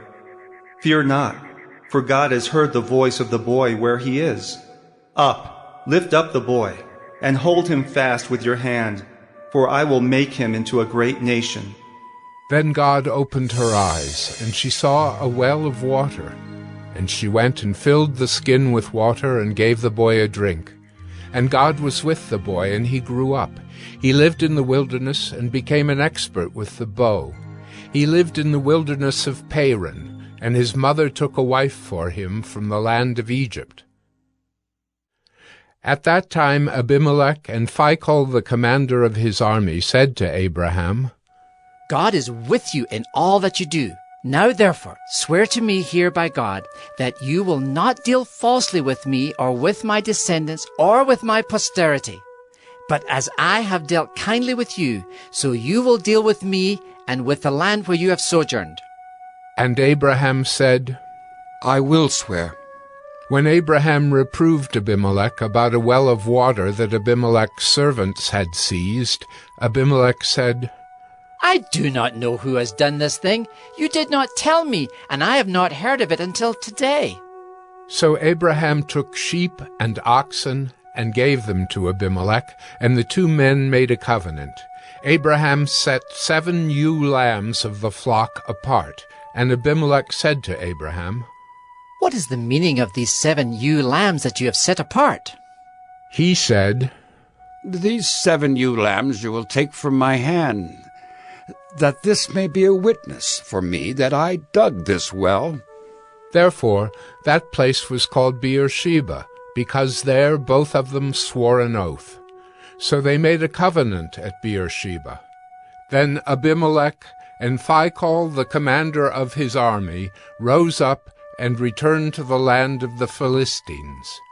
Abraham planted a tamarisk tree in Beersheba, and called there on the name of the Lord, the everlasting God. And Abraham sojourned many days in the land of the Philistines. Genesis 22. After these things God tested Abraham, and said to him, Abraham. And he said, Here am I. He said, Take your son, your only son Isaac, whom you love, and go to the land of Moriah, and offer him there as a burnt offering on one of the mountains of which I shall tell you. So Abraham rose early in the morning, saddled his donkey, and took 2 of his young men with him and his son Isaac. And he cut the wood for the burnt offering, and arose and went to the place of which God had told him. On the 3rd day Abraham lifted up his eyes and saw the place from afar. Then Abraham said to his young men, Stay here with the donkey. I and the boy will go over there and worship and come again to you. And Abraham took the wood of the burnt offering and laid it on Isaac his son. And he took in his hand the fire and the knife. So they went both of them together. And Isaac said to his father Abraham, My father. And he said, Here am I, my son. He said, Behold the fire and the wood, but where is the lamb for a burnt offering? Abraham said, God will provide for himself the lamb for a burnt offering, my son. So they went both of them together. When they came to the place of which God had told him, Abraham built the altar there, and laid the wood in order, and bound Isaac his son, and laid him on the altar on top of the wood. Then Abraham reached out his hand, and took the knife to slaughter his son. But the angel of the Lord called to him from heaven, and said, Abraham, Abraham!" And he said, "Here am I." He said, "Do not lay your hand on the boy, or do anything to him, for now I know that you fear God, seeing you have not withheld your son, your only son, from me." And Abraham lifted up his eyes and looked, and behold, behind him was a ram caught in a thicket by his horns. And Abraham went and took the ram and offered it up as a burnt offering instead of his son. So Abraham called the name of that place, "The Lord will provide." As it is said to this day, "On the mount of the Lord it shall be provided." And the angel of the Lord called to Abraham a second time from heaven, and said, "By myself I have sworn, declares the Lord, because you have done this, and have not withheld your son, your only son. I will surely bless you, and I will surely multiply your offspring as the stars of heaven, and as the sand that is on the seashore. And your offspring shall possess the gate of his enemies. And in your offspring shall all the nations of the earth be blessed, because you have obeyed my voice." So Abraham returned to his young men, and they arose and went together to Beersheba. And Abraham lived at Beersheba. Now after these things it was told to Abraham, "Behold, Milcah also has borne children to your brother Nahor, Uz his firstborn, Buz his brother, Kemuel the father of Aram, Chesed, Hazo, Pildash, Jidlaph, and Bethuel." Bethuel fathered Rebekah. These 8 Milcah bore to Nahor, Abraham's brother. Moreover, his concubine, whose name was Reumah, bore Tebah, Gaham, Tahash, and Maacah. Genesis 23.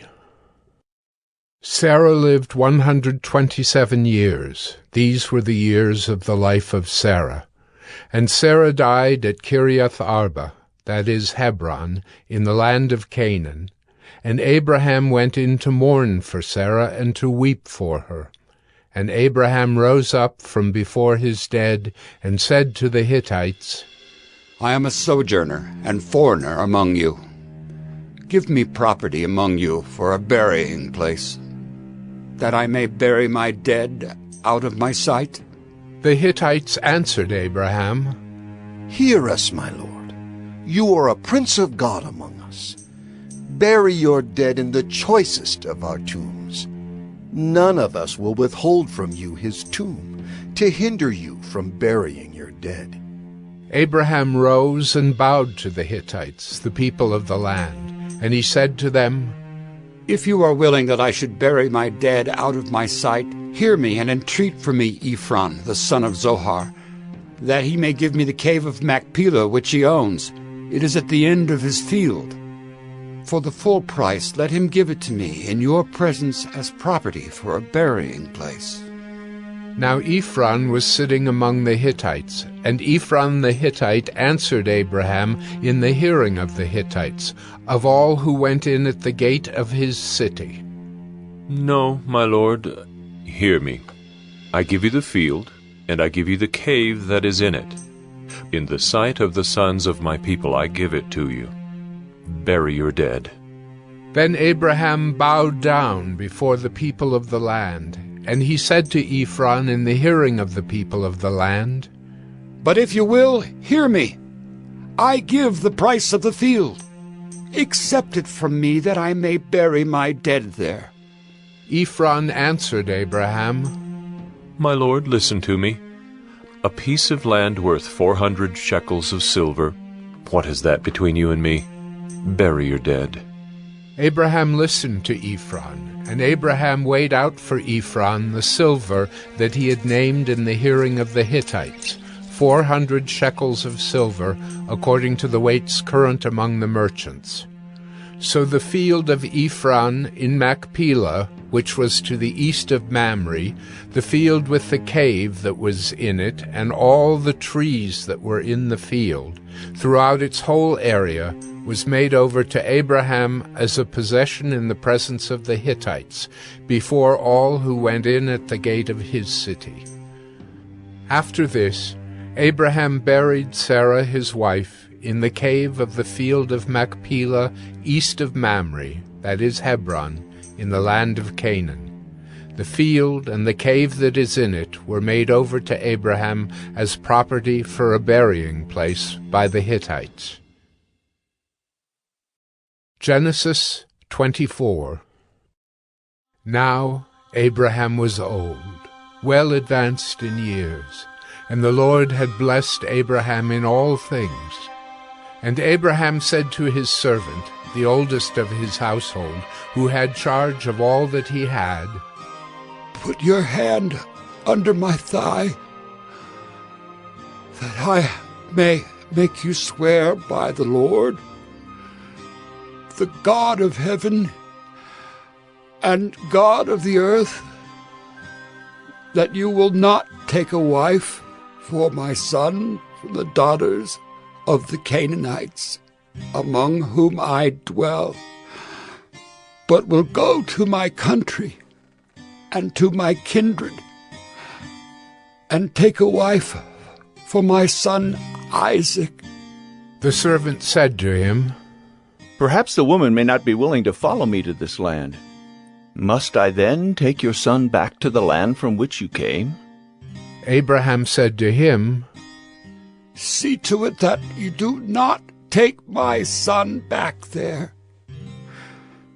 The Lord, the God of heaven, who took me from my father's house and from the land of my kindred, and who spoke to me and swore to me, to your offspring I will give this land.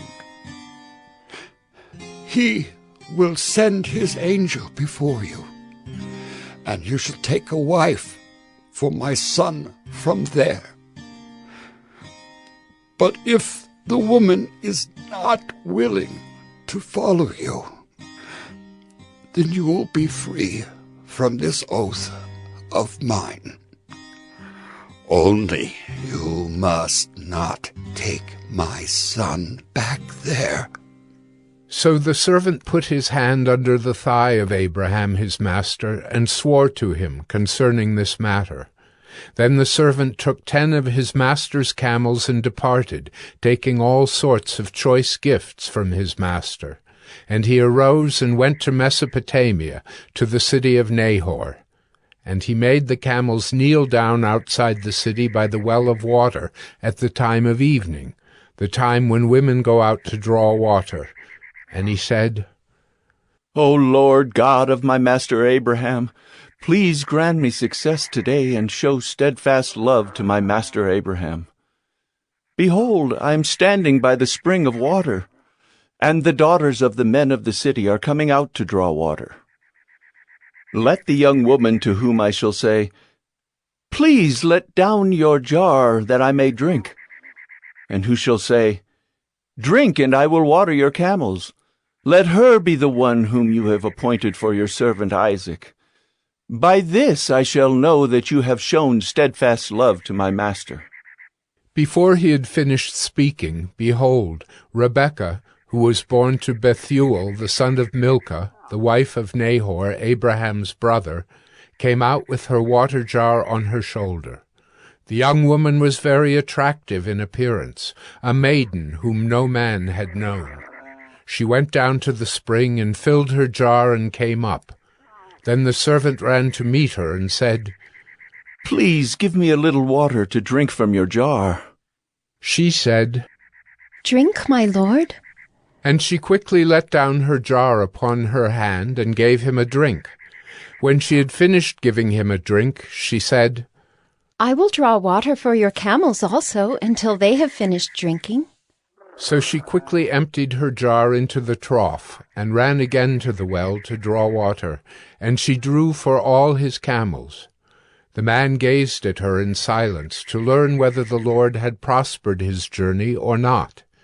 When the camels had finished drinking, the man took a gold ring weighing a half shekel, and 2 bracelets for her arms weighing 10 gold shekels, and said, "Please tell me whose daughter you are. Is there room in your father's house for us to spend the night?" She said to him, I am the daughter of Bethuel, the son of Milcah, whom she bore to Nahor.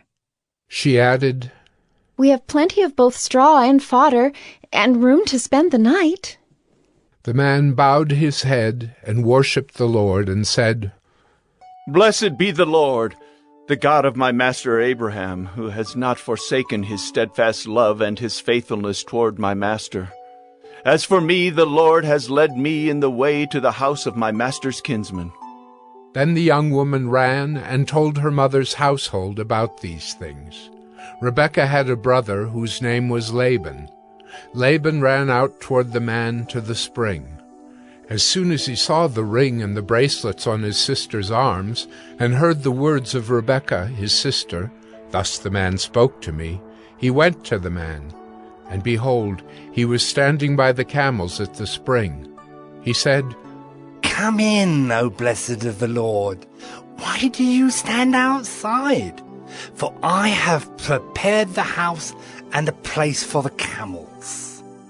So the man came to the house and unharnessed the camels, and gave straw and fodder to the camels, and there was water to wash his feet and the feet of the men who were with him.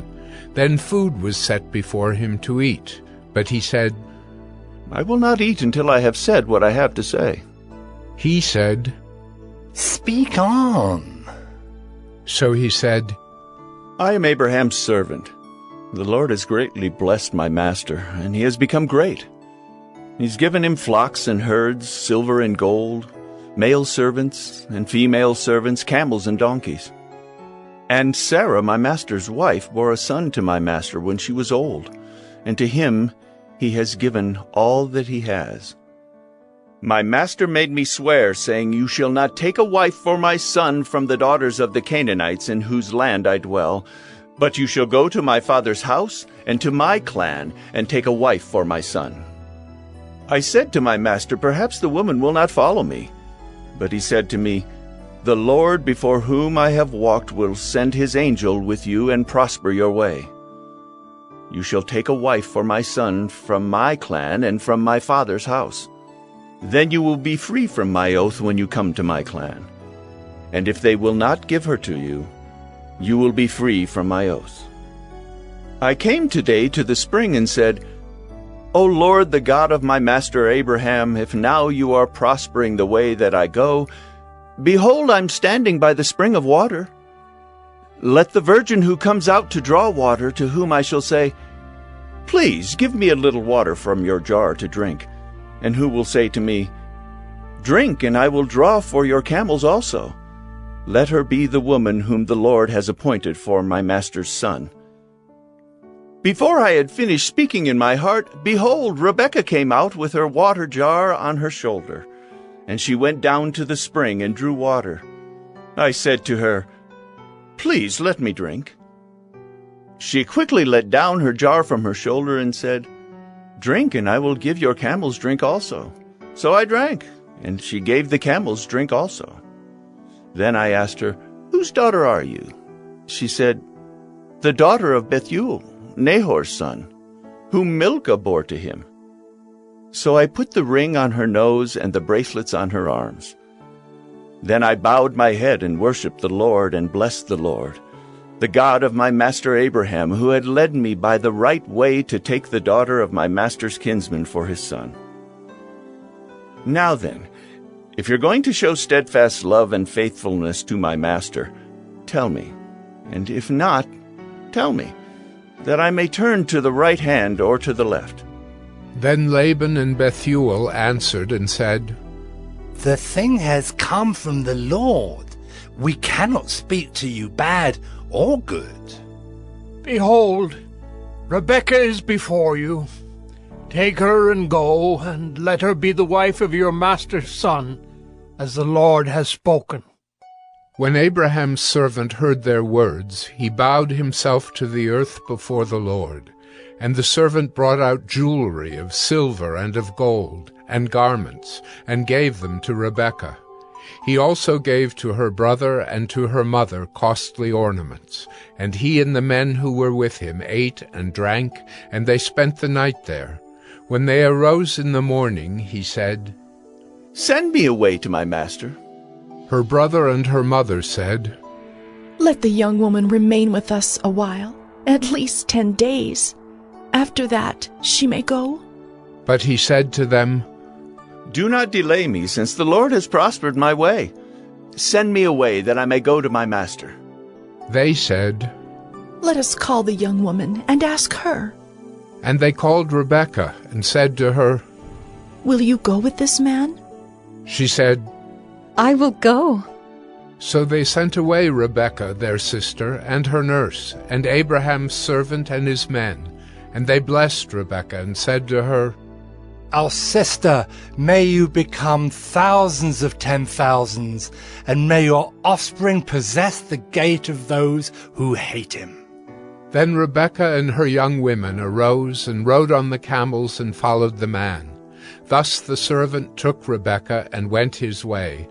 Now Isaac had returned from Beer-lahai-roi and was dwelling in the Negeb. And Isaac went out to meditate in the field toward evening. And he lifted up his eyes and saw, and behold, there were camels coming.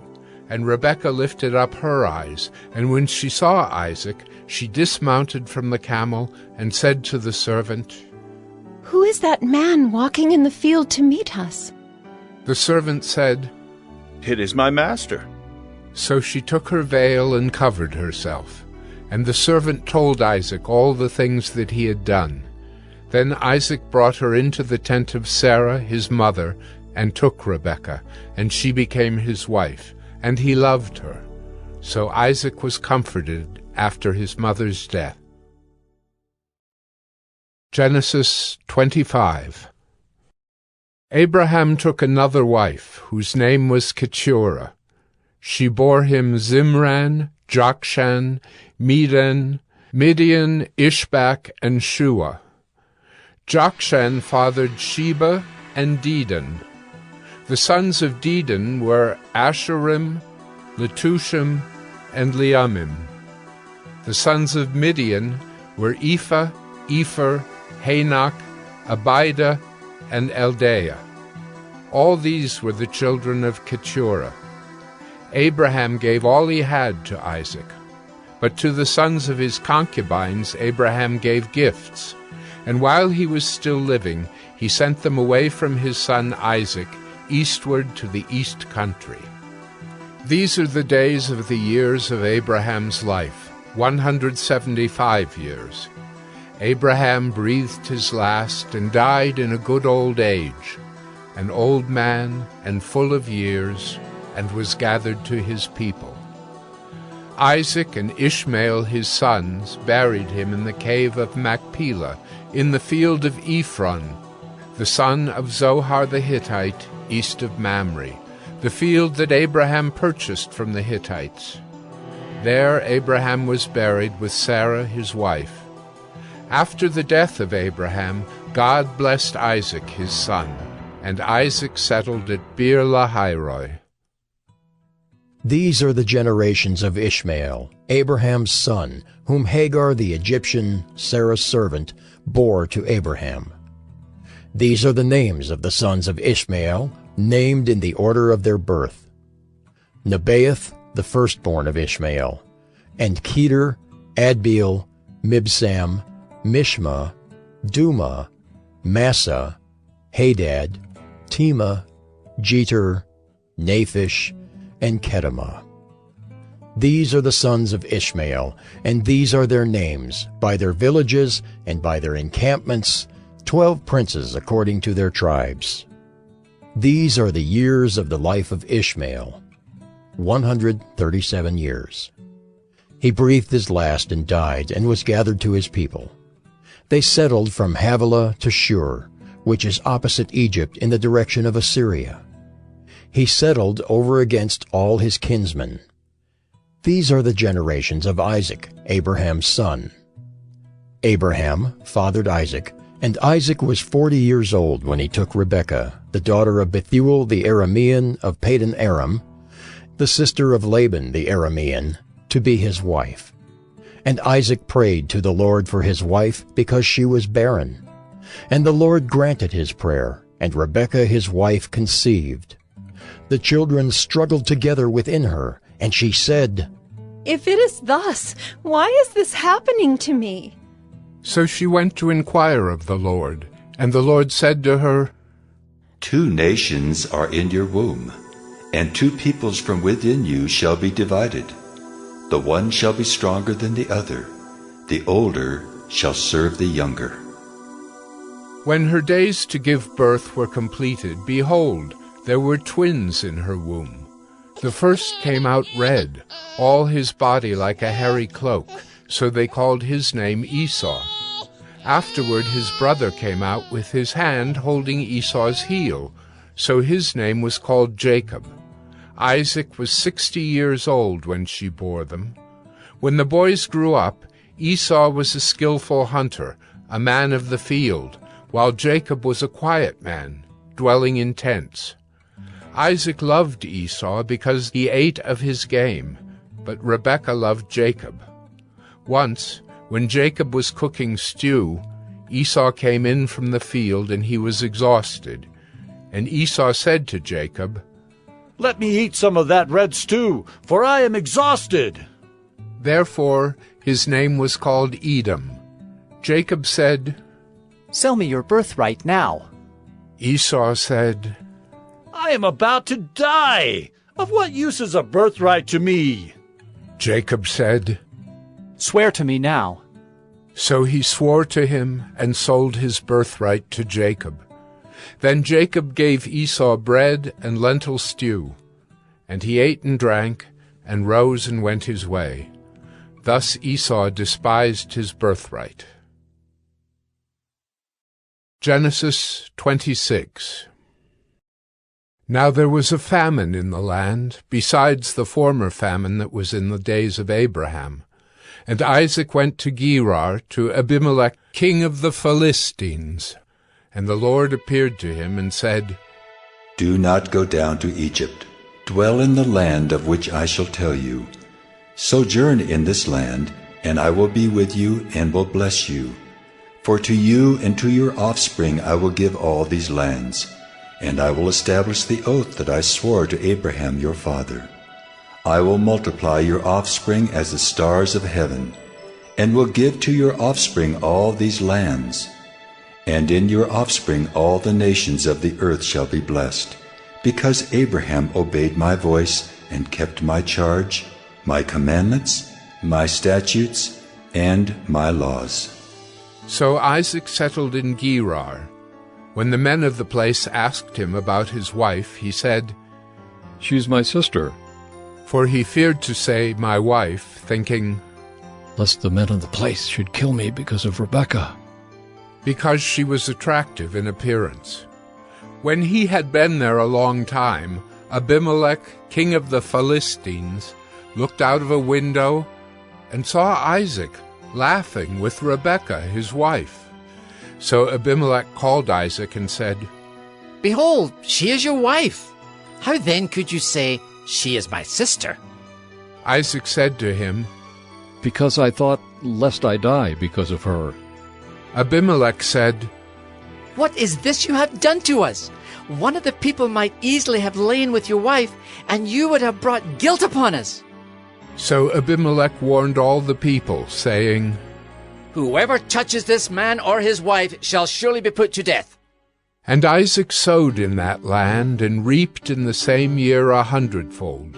The Lord blessed him, and the man became rich, and gained more and more until he became very wealthy. He had possessions of flocks and herds, and many servants, so that the Philistines envied him. Now the Philistines had stopped and filled with earth all the wells that his father's servants had dug in the days of Abraham his father. And Abimelech said to Isaac, Go away from us, for you are much mightier than we. So Isaac departed from there and encamped in the valley of Gerar and settled there. And Isaac dug again the wells of water that had been dug in the days of Abraham his father, which the Philistines had stopped after the death of Abraham. And he gave them the names that his father had given them. But when Isaac's servants dug in the valley and found there a well of spring water, the herdsmen of Gerar quarreled with Isaac's herdsmen, saying, "The water is ours." So he called the name of the well Esek, because they contended with him. Then they dug another well, and they quarreled over that also. So he called its name Sitnah. And he moved from there and dug another well, and they did not quarrel over it. So he called its name Rehoboth, saying, For now the Lord has made room for us, and we shall be fruitful in the land. From there he went up to Beersheba, and the Lord appeared to him the same night and said, I am the God of Abraham your father. Fear not, for I am with you and will bless you, and multiply your offspring for my servant Abraham's sake. So he built an altar there, and called upon the name of the Lord, and pitched his tent there.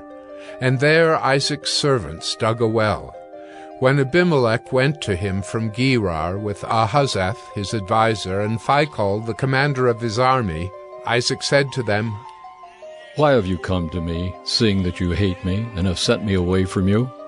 They said, We see plainly that the Lord has been with you. So we said, Let there be a sworn pact between us, between you and us, and let us make a covenant with you, that you will do us no harm, just as we have not touched you and have done to you nothing but good, and have sent you away in peace. You are now the blessed of the Lord. So he made them a feast, and they ate and drank. In the morning they rose early and exchanged oaths. And Isaac sent them on their way, and they departed from him in peace. That same day Isaac's servants came and told him about the well that they had dug, and said to him, We have found water. He called it Shibah. Therefore the name of the city is Beersheba to this day. When Esau was 40 years old, he took Judith, the daughter of Beeri the Hittite, to be his wife, and Basemath, the daughter of Elon the Hittite, and they made life bitter for Isaac and Rebekah. Genesis 27.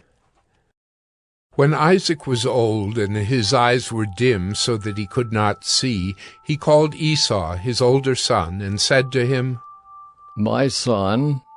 And he answered, Here I am. He said, Behold, I am old. I do not know the day of my death.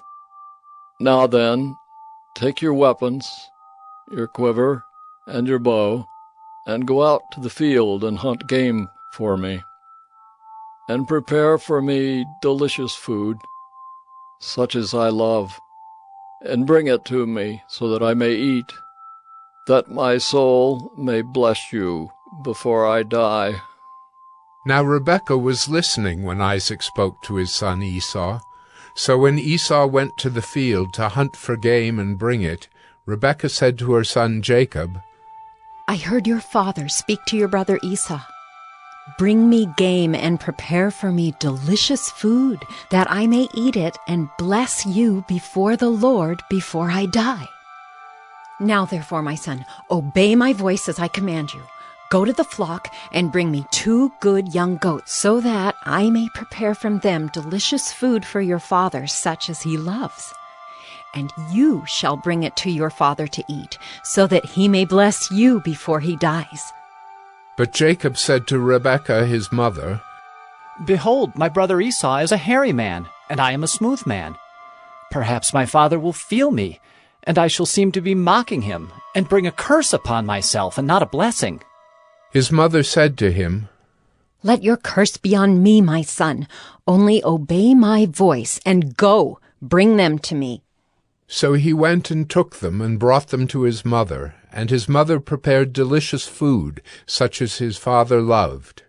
Then Rebekah took the best garments of Esau, her older son, which were with her in the house, and put them on Jacob, her younger son.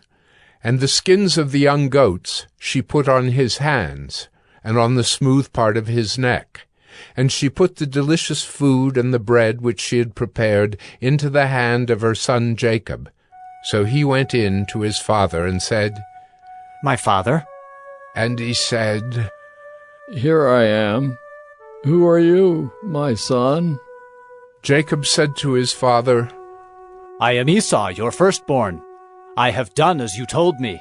Now sit up and eat of my game, that your soul may bless me. But Isaac said to his son, How is it that you have found it so quickly, my son?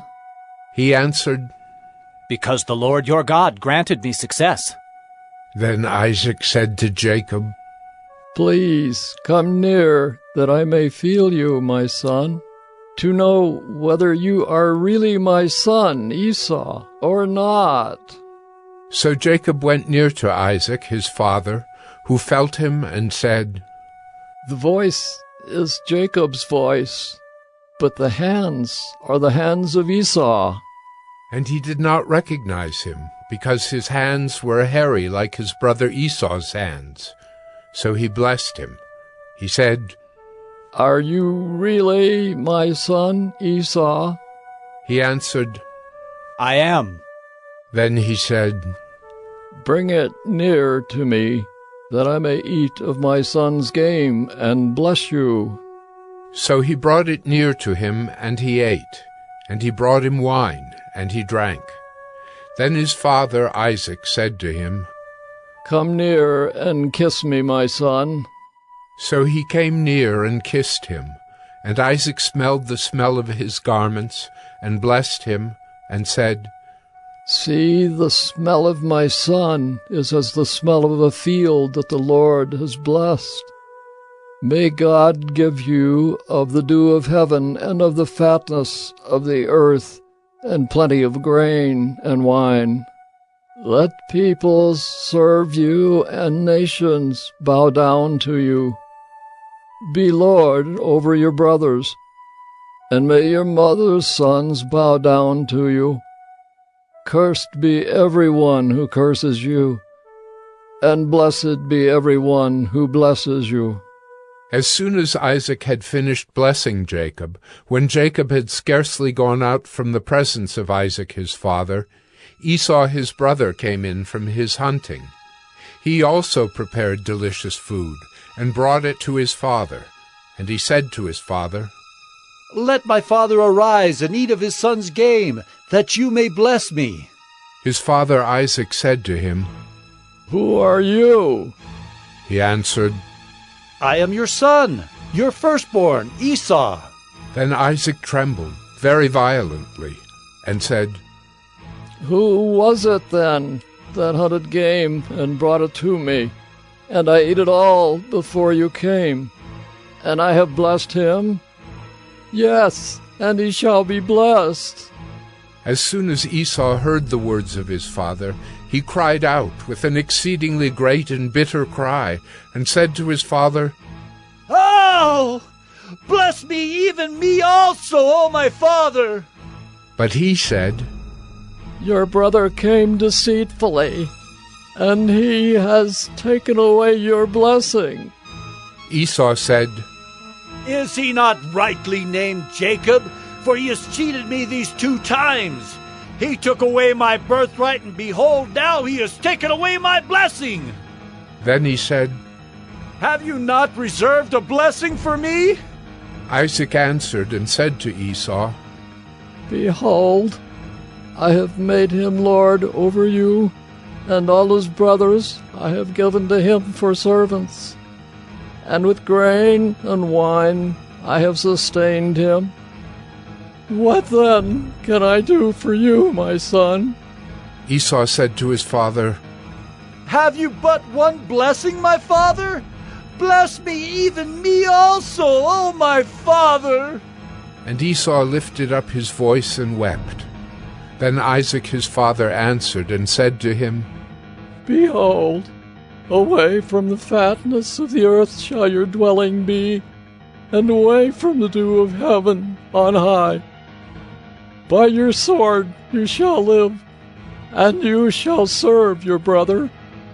But when you grow restless, you shall break his yoke from your neck. Now Esau hated Jacob because of the blessing with which his father had blessed him. And Esau said to himself, The days of mourning for my father are approaching. Then I will kill my brother Jacob.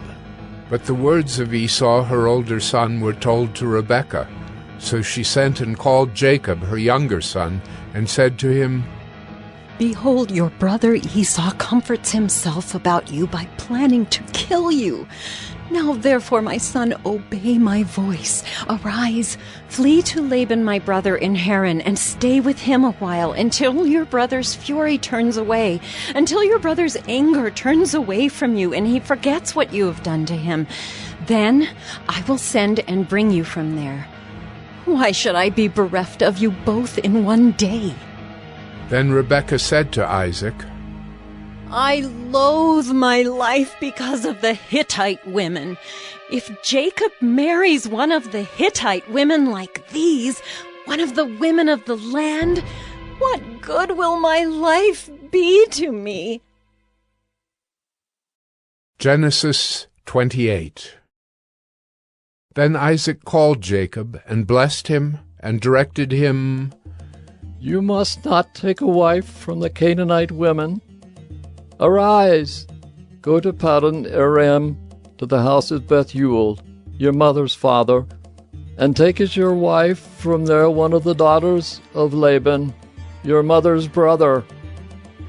God Almighty bless you, and make you fruitful, and multiply you, that you may become a company of peoples. May he give the blessing of Abraham to you, and to your offspring with you, that you may take possession of the land of your sojournings that God gave to Abraham. Thus Isaac sent Jacob away, and he went to Paddan Aram, to Laban, the son of Bethuel the Aramean, the brother of Rebekah, Jacob's and Esau's mother. Now Esau saw that Isaac had blessed Jacob and sent him away to Paddan Aram to take a wife from there, and that as he blessed him, he directed him, You must not take a wife from the Canaanite women, and that Jacob had obeyed his father and his mother and gone to Paddan Aram. So when Esau saw that the Canaanite women did not please Isaac his father, Esau went to Ishmael, and took as his wife, besides the wives he had, Mahalath, the daughter of Ishmael, Abraham's son, the sister of Nebaioth. Jacob left Beersheba and went toward Haran.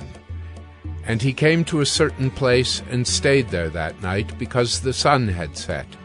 Taking one of the stones of the place, he put it under his head, and lay down in that place to sleep. And he dreamed, and behold, there was a ladder set up on the earth, and the top of it reached to heaven. And behold, the angels of God were ascending and descending on it. And behold, the Lord stood above it and said, I am the Lord, the God of Abraham your father, and the God of Isaac. The land on which you lie I will give to you and to your offspring. Your offspring shall be like the dust of the earth, and you shall spread abroad to the west, and to the east, and to the north, and to the south. And in you and your offspring shall all the families of the earth be blessed. Behold, I am with you, and will keep you wherever you go, and will bring you back to this land. For I will not leave you until I have done what I have promised you. Then Jacob awoke from his sleep and said, Surely the Lord is in this place, and I did not know it. And he was afraid and said, How awesome is this place! This is none other than the house of God, and this is the gate of heaven. So early in the morning Jacob took the stone that he had put under his head, and set it up for a pillar, and poured oil on the top of it. He called the name of that place Bethel, but the name of the city was Luz at the first. Then Jacob made a vow, saying, If God will be with me, and will keep me in this way that I go, and will give me bread to eat and clothing to wear, so that I come again to my father's house in peace, then the Lord shall be my God, and this stone which I have set up for a pillar shall be God's house. And of all that you give me, I will give a full tenth to you. Genesis 29.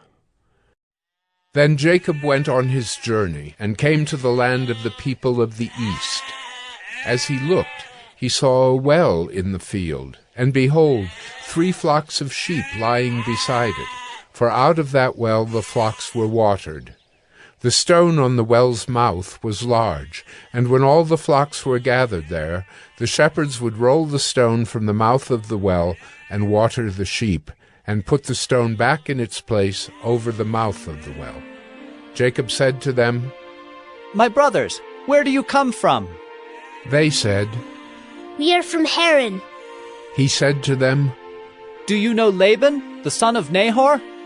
They said, "We know him." He said to them, "Is it well with him?"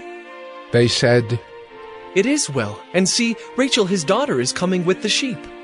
He said, "Behold, it is still high day. It is not time for the livestock to be gathered together. Water the sheep and go, pasture them."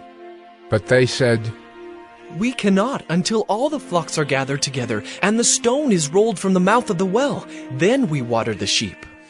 While he was still speaking with them, Rachel came with her father's sheep, for she was a shepherdess.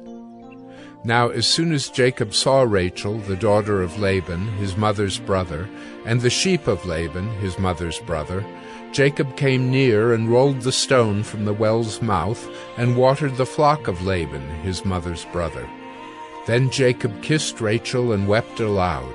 And Jacob told Rachel that he was her father's kinsman, and that he was Rebekah's son, and she ran and told her father. As soon as Laban heard the news about Jacob, his sister's son, he ran to meet him and embraced him and kissed him and brought him to his house. Jacob told Laban all these things, and Laban said to him, "Surely you are my bone and my flesh." And he stayed with him a month. Then Laban said to Jacob, "Because you are my kinsman, should you therefore serve me for nothing? Tell me, what shall your wages be?" Now Laban had 2 daughters. The name of the older was Leah, and the name of the younger was Rachel. Leah's eyes were weak, but Rachel was beautiful in form and appearance. Jacob loved Rachel, and he said, "I will serve you 7 years for your younger daughter Rachel." Laban said, "It is better that I give her to you than that I should give her to any other man. Stay with me." So Jacob served 7 years for Rachel, and they seemed to him but a few days, because of the love he had for her. Then Jacob said to Laban, "Give me my wife, that I may go in to her, for my time is completed." So Laban gathered together all the people of the place and made a feast. But in the evening he took his daughter Leah and brought her to Jacob, and he went in to her. Laban gave his female servant Zilpah to his daughter Leah to be her servant. And in the morning, behold, it was Leah. And Jacob said to Laban, "What is this you have done to me? Did I not serve with you for Rachel? Why then have you deceived me?" Laban said, "It is not so done in our country to give the younger before the firstborn. Complete the week of this one, and we will give you the other also in return for serving me another 7 years." Jacob did so, and completed her week. Then Laban gave him his daughter Rachel to be his wife. Laban gave his female servant Bilhah to his daughter Rachel to be her servant. So Jacob went in to Rachel also, and he loved Rachel more than Leah, and served Laban for another 7 years. When the Lord saw that Leah was hated, he opened her womb, but Rachel was barren. And Leah conceived and bore a son, and she called his name Reuben, for she said, "Because the Lord has looked upon my affliction, for now my husband will love me." She conceived again and bore a son, and said, "Because the Lord has heard that I am hated, he has given me this son also." And she called his name Simeon. Again she conceived and bore a son, and said, "Now this time my husband will be attached to me, because I have borne him 3 sons." Therefore his name was called Levi. And she conceived again, and bore a son, and said, This time I will praise the Lord. Therefore she called his name Judah. Then she ceased bearing. Genesis 30. When Rachel saw that she bore Jacob no children, she envied her sister. She said to Jacob, Give me children, or I shall die. Jacob's anger was kindled against Rachel, and he said, Am I in the place of God, who has withheld from you the fruit of the womb? Then she said, Here is my servant Bilhah. Go into her, so that she may give birth on my behalf, that even I may have children through her. So she gave him her servant Bilhah as a wife, and Jacob went in to her. And Bilhah conceived and bore Jacob a son. Then Rachel said, God has judged me, and has also heard my voice and given me a son. Therefore she called his name Dan. Rachel's servant Bilhah conceived again, and bore Jacob a second son. Then Rachel said, With mighty wrestlings I have wrestled with my sister, and have prevailed. So she called his name Naphtali. When Leah saw that she had ceased bearing children, she took her servant Zilpah, and gave her to Jacob as a wife. Then Leah's servant Zilpah bore Jacob a son, and Leah said, Good fortune has come. So she called his name Gad. Leah's servant Zilpah bore Jacob a second son, and Leah said, Happy am I, for women have called me happy. So she called his name Asher. In the days of wheat harvest, Reuben went and found mandrakes in the field, and brought them to his mother Leah. Then Rachel said to Leah, Please, give me some of your son's mandrakes. But she said to her, Is it a small matter that you have taken away my husband? Would you take away my son's mandrakes also? Rachel said, Then he may lie with you tonight in exchange for your son's mandrakes. When Jacob came from the field in the evening, Leah went out to meet him and said, You must come in to me, for I have hired you with my son's mandrakes. So he lay with her that night, and God listened to Leah, and she conceived and bore Jacob a fifth son. Leah said, God has given me my wages, because I gave my servant to my husband. So she called his name Issachar. And Leah conceived again, and she bore Jacob a sixth son.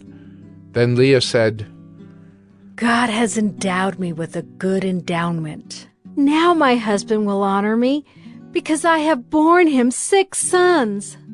So she called his name Zebulun. Afterward she bore a daughter, and called her name Dinah. Then God remembered Rachel, and God listened to her and opened her womb. She conceived and bore a son, and said, God has taken away my reproach. And she called his name Joseph, saying, May the Lord add to me another son. As soon as Rachel had borne Joseph, Jacob said to Laban, Send me away, that I may go to my own home and country.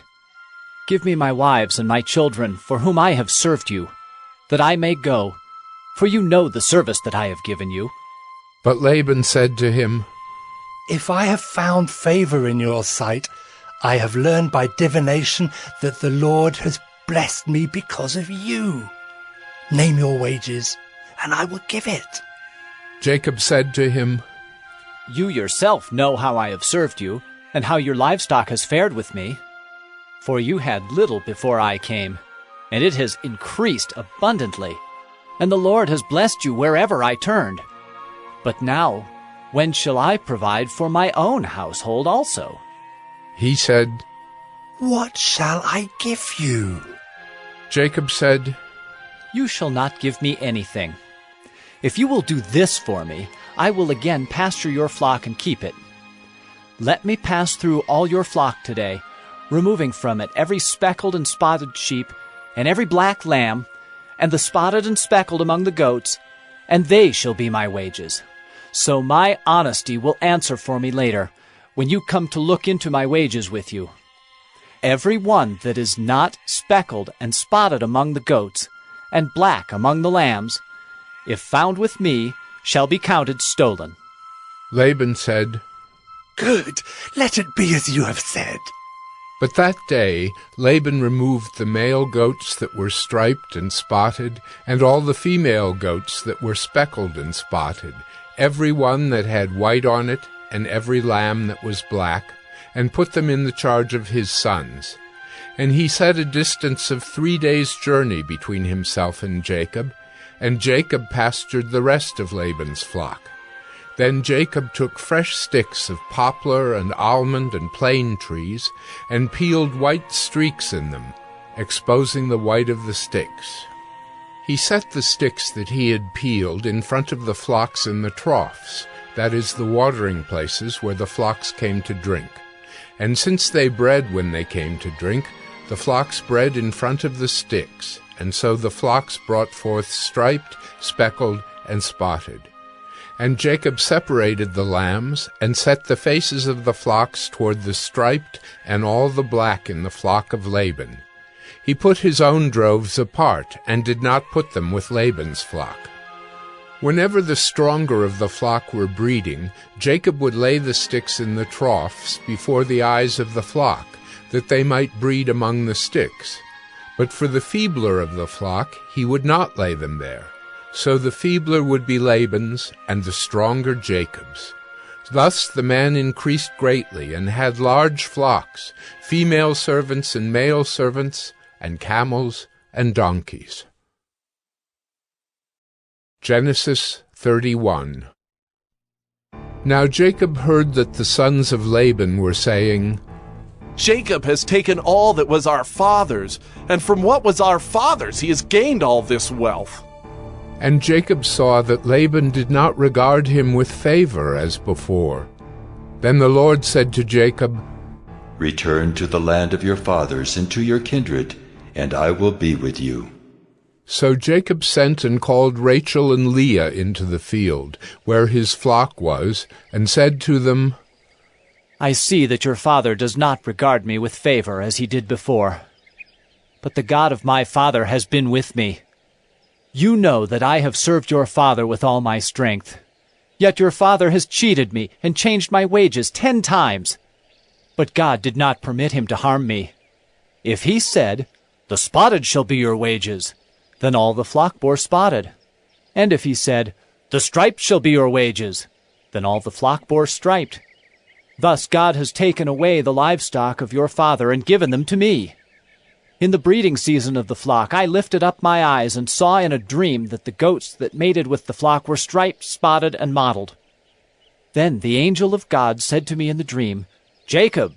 And I said, 'Here I am.' And he said, 'Lift up your eyes and see, all the goats that mate with the flock are striped, spotted, and mottled. For I have seen all that Laban is doing to you. I am the God of Bethel, where you anointed a pillar and made a vow to me. Now arise, go out from this land, and return to the land of your kindred.' Then Rachel and Leah answered and said to him, 'Is there any portion or inheritance left to us in our father's house? Are we not regarded by him as foreigners? For he has sold us, and he has indeed devoured our money.' All the wealth that God has taken away from our father belongs to us and to our children. Now then, whatever God has said to you, do." So Jacob arose and set his sons and his wives on camels. He drove away all his livestock, all his property that he had gained, the livestock in his possession that he had acquired in Paddan Aram, to go to the land of Canaan to his father Isaac. Laban had gone to shear his sheep, and Rachel stole her father's household gods. And Jacob tricked Laban the Aramean by not telling him that he intended to flee. He fled with all that he had, and arose and crossed the Euphrates, and set his face toward the hill country of Gilead. When it was told Laban on the 3rd day that Jacob had fled, he took his kinsman with him and pursued him for 7 days, and followed close after him into the hill country of Gilead. But God came to Laban the Aramean in a dream by night, and said to him, Be careful not to say anything to Jacob, either good or bad. And Laban overtook Jacob. Now Jacob had pitched his tent in the hill country, and Laban with his kinsmen pitched tents in the hill country of Gilead. And Laban said to Jacob, What have you done, that you have tricked me and driven away my daughters like captives of the sword? Why did you flee secretly and trick me, and did not tell me, so that I might have sent you away with mirth and songs, with tambourine and lyre? And why did you not permit me to kiss my sons and my daughters farewell? Now you have done foolishly. It is in my power to do you harm, but the God of your father spoke to me last night, saying, Be careful not to say anything to Jacob, either good or bad. And now you have gone away because you long greatly for your father's house. But why did you steal my gods? Jacob answered and said to Laban, Because I was afraid, for I thought that you would take your daughters from me by force. Anyone with whom you find your gods shall not live. In the presence of our kinsmen, point out what I have that is yours, and take it. Now Jacob did not know that Rachel had stolen them. So Laban went into Jacob's tent, and into Leah's tent, and into the tent of the 2 female servants, but he did not find them. And he went out of Leah's tent and entered Rachel's. Now Rachel had taken the household gods, and put them in the camel's saddle, and sat on them. Laban felt all about the tent, but did not find them. And she said to her father, Let not my lord be angry that I cannot rise before you, for the way of women is upon me. So he searched, but did not find the household gods. Then Jacob became angry and berated Laban. Jacob said to Laban, What is my offense? What is my sin that you have hotly pursued me? For you have felt through all my goods. What have you found of all your household goods? Set it here before my kinsmen and your kinsmen, that they may decide between us two. These 20 years I have been with you. Your ewes and your female goats have not miscarried, and I have not eaten the rams of your flocks. What was torn by wild beasts I did not bring to you. I bore the loss of it, myself. From my hand you required it, whether stolen by day or stolen by night. There I was. By day the heat consumed me, and the cold by night, and my sleep fled from my eyes. These 20 years I have been in your house. I served you 14 years for your 2 daughters, and 6 years for your flock, and you have changed my wages 10 times. If the God of my father, the God of Abraham, and the fear of Isaac had not been on my side, surely now you would have sent me away, empty-handed. God saw my affliction and the labor of my hands, and rebuked you last night.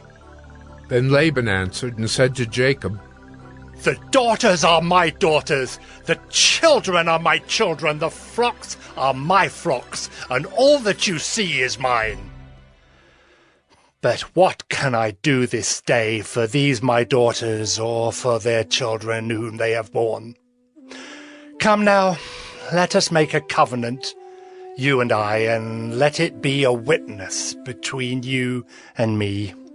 So Jacob took a stone and set it up as a pillar, and Jacob said to his kinsmen, Gather stones. And they took stones and made a heap, and they ate there by the heap. Laban called it Jegar-sahadutha, but Jacob called it Gilead. Laban said, This heap is a witness between you and me today. Therefore he named it Gilead and Mizpah, for he said, The Lord watch between you and me when we are out of one another's sight. If you oppress my daughters, or if you take wives besides my daughters, although no one is with us, see, God is witness between you and me. Then Laban said to Jacob, See this heap and the pillar, which I have set between you and me. This heap is a witness, and the pillar is a witness, that I will not pass over this heap to you, and you will not pass over this heap and this pillar to me to do harm. The God of Abraham and the God of Nahor, the God of their father, judge between us. So Jacob swore by the fear of his father Isaac, and Jacob offered a sacrifice in the hill country, and called his kinsmen to eat bread. They ate bread and spent the night in the hill country. Early in the morning Laban arose and kissed his grandchildren and his daughters and blessed them. Then Laban departed and returned home. Genesis 32.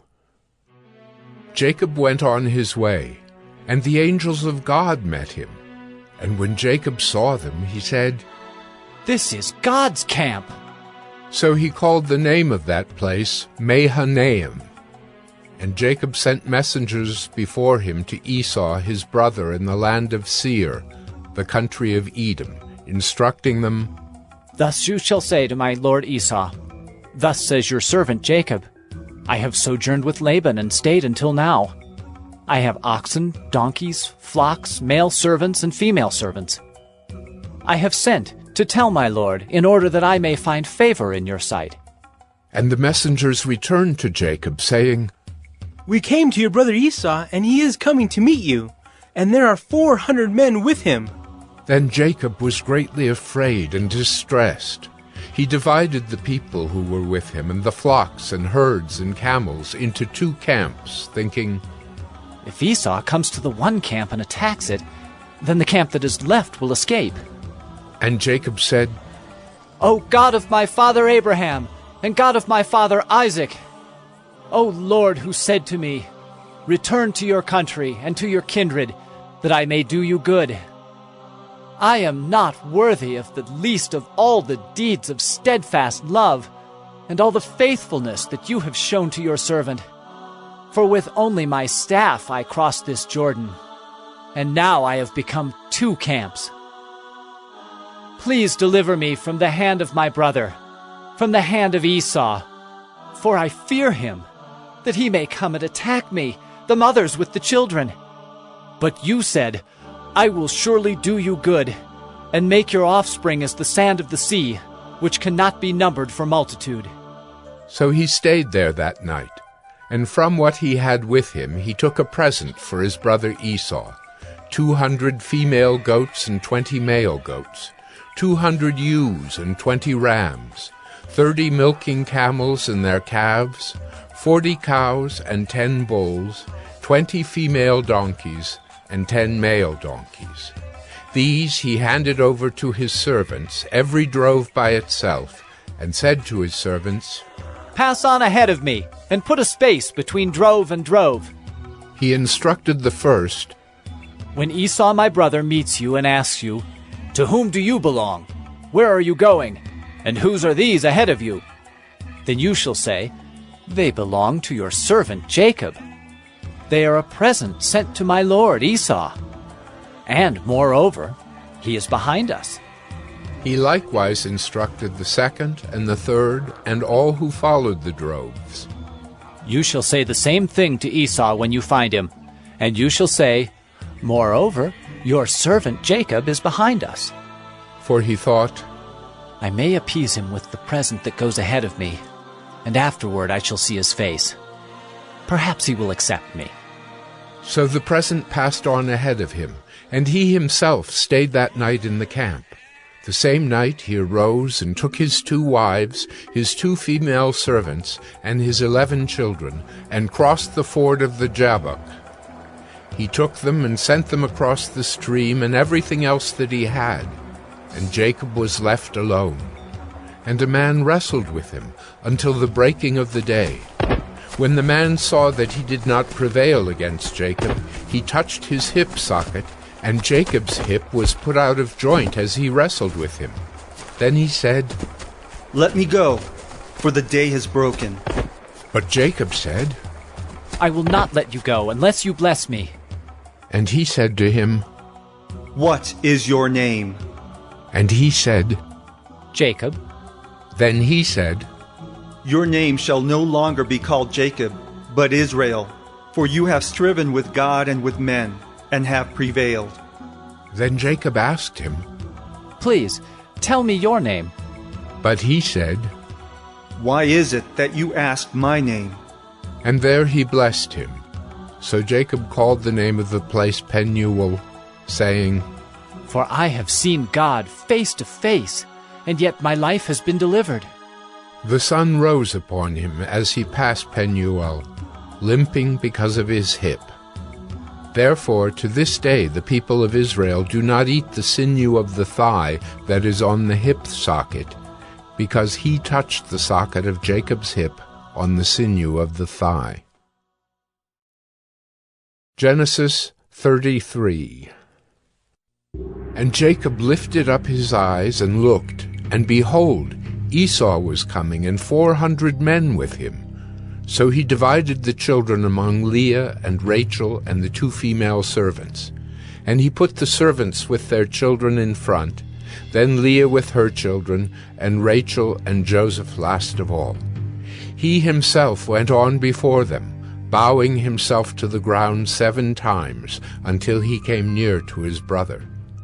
But Esau ran to meet him, and embraced him, and fell on his neck, and kissed him, and they wept. And when Esau lifted up his eyes, and saw the women and children, he said, "Who are these with you?" Jacob said, "The children whom God has graciously given your servant." Then the servants drew near, they and their children, and bowed down. Leah likewise and her children drew near and bowed down. And last, Joseph and Rachel drew near, and they bowed down. Esau said, "What do you mean by all this company that I met?" Jacob answered, "To find favor in the sight of my Lord." But Esau said, "I have enough, my brother. Keep what you have for yourself." Jacob said, "No, please. If I have found favor in your sight, then accept my present from my hand. For I have seen your face, which is like seeing the face of God, and you have accepted me. Please accept my blessing that is brought to you, because God has dealt graciously with me, and because I have enough." Thus he urged him, and he took it. And then Esau said, "Let us journey on our way, and I will go ahead of you." But Jacob said to him, "My Lord knows that the children are frail, and that the nursing flocks and herds are a care to me. If they are driven hard for one day, all the flocks will die. Let my Lord pass on ahead of his servant, and I will lead on slowly, at the pace of the livestock that are ahead of me, and at the pace of the children, until I come to my Lord in Seir." So Esau said, "Let me leave with you some of the people who are with me." But he said, "What need is there? Let me find favor in the sight of my Lord." So Esau returned that day on his way to Seir. But Jacob journeyed to Succoth, and built himself a house, and made booths for his livestock. Therefore the name of the place is called Succoth. And Jacob came safely to the city of Shechem, which is in the land of Canaan, on his way from Paddan Aram, and he camped before the city. And from the sons of Hamor, Shechem's father, he bought for 100 pieces of money the piece of land on which he had pitched his tent. There he erected an altar, and called it El Elohe Israel. Genesis 34. Now Dinah, the daughter of Leah, whom she had borne to Jacob, went out to see the women of the land. And when Shechem, the son of Hamor the Hivite, the prince of the land, saw her, he seized her, and lay with her, and humiliated her. And his soul was drawn to Dinah, the daughter of Jacob. He loved the young woman, and spoke tenderly to her. So Shechem spoke to his father Hamor, saying, "Get me this girl for my wife." Now Jacob heard that he had defiled his daughter Dinah, but his sons were with his livestock in the field, so Jacob held his peace until they came. And Hamor, the father of Shechem, went out to Jacob to speak with him. The sons of Jacob had come in from the field as soon as they heard of it, and the men were indignant and very angry, because he had done an outrageous thing in Israel by lying with Jacob's daughter, for such a thing must not be done. But Hamor spoke with them, saying, The soul of my son Shechem longs for your daughter. Please give her to him to be his wife. Make marriages with us, give your daughters to us, and take our daughters for yourselves.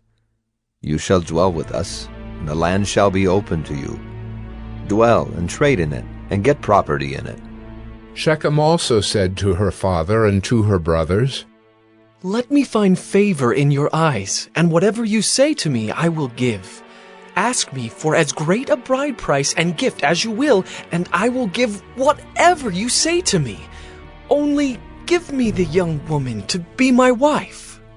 The sons of Jacob answered Shechem and his father Hamor deceitfully, because he had defiled their sister Dinah. They said to them, We cannot do this thing to give our sister to one who is uncircumcised, for that would be a disgrace to us. Only on this condition will we agree with you, that you will become as we are by every male among you being circumcised. Then we will give our daughters to you, and we will take your daughters to ourselves, and we will dwell with you and become one people. But if you will not listen to us and be circumcised, then we will take our daughter, and we will be gone. Their words pleased Hamor and Hamor's son Shechem, and the young man did not delay to do the thing, because he delighted in Jacob's daughter. Now he was the most honored of all his father's house. So Hamor and his son Shechem came to the gate of their city, and spoke to the men of their city, saying, These men are at peace with us. Let them dwell in the land and trade in it, for behold, the land is large enough for them. Let us take their daughters as wives, and let us give them our daughters. Only on this condition will the men agree to dwell with us to become one people, when every male among us is circumcised as they are circumcised. Will not their livestock, their property, and all their beasts be ours? Only let us agree with them, and they will dwell with us. And all who went out of the gate of his city listened to Hamor and his son Shechem, and every male was circumcised, all who went out of the gate of his city. On the third day, when they were sore, 2 of the sons of Jacob, Simeon and Levi, Dinah's brothers, took their swords and came against the city while it felt secure, and killed all the males.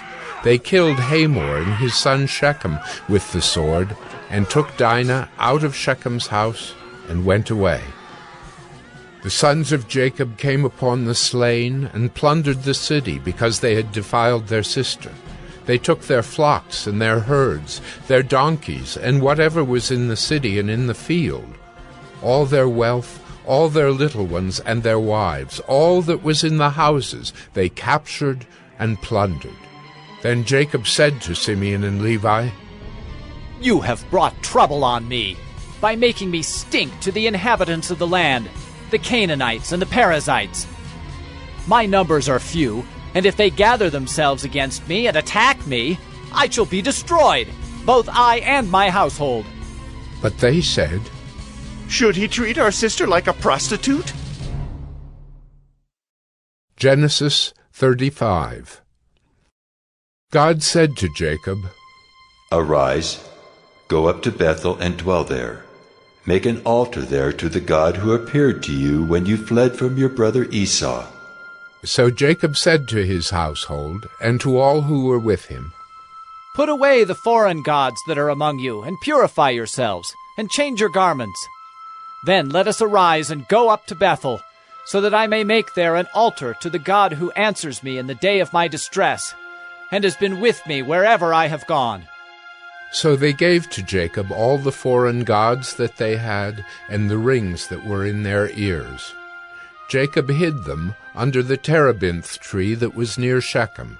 And as they journeyed, a terror from God fell upon the cities that were around them, so that they did not pursue the sons of Jacob. And Jacob came to Luz, that is Bethel, which is in the land of Canaan, he and all the people who were with him.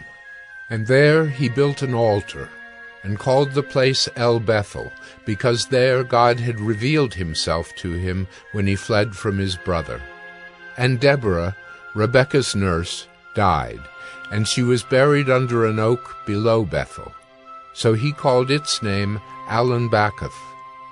God appeared to Jacob again when he came from Paddan Aram, and blessed him. And God said to him, Your name is Jacob. No longer shall your name be called Jacob, but Israel shall be your name. So he called his name Israel. And God said to him, I am God Almighty. Be fruitful and multiply.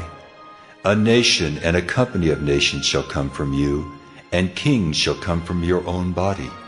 The land that I gave to Abraham and Isaac I will give to you, and I will give the land to your offspring after you. Then God went up from him in the place where he had spoken with him. And Jacob set up a pillar in the place where he had spoken with him, a pillar of stone. He poured out a drink offering on it, and poured oil on it. So Jacob called the name of the place where God had spoken with him Bethel. Then they journeyed from Bethel. When they were still some distance from Ephrath, Rachel went into labor, and she had hard labor.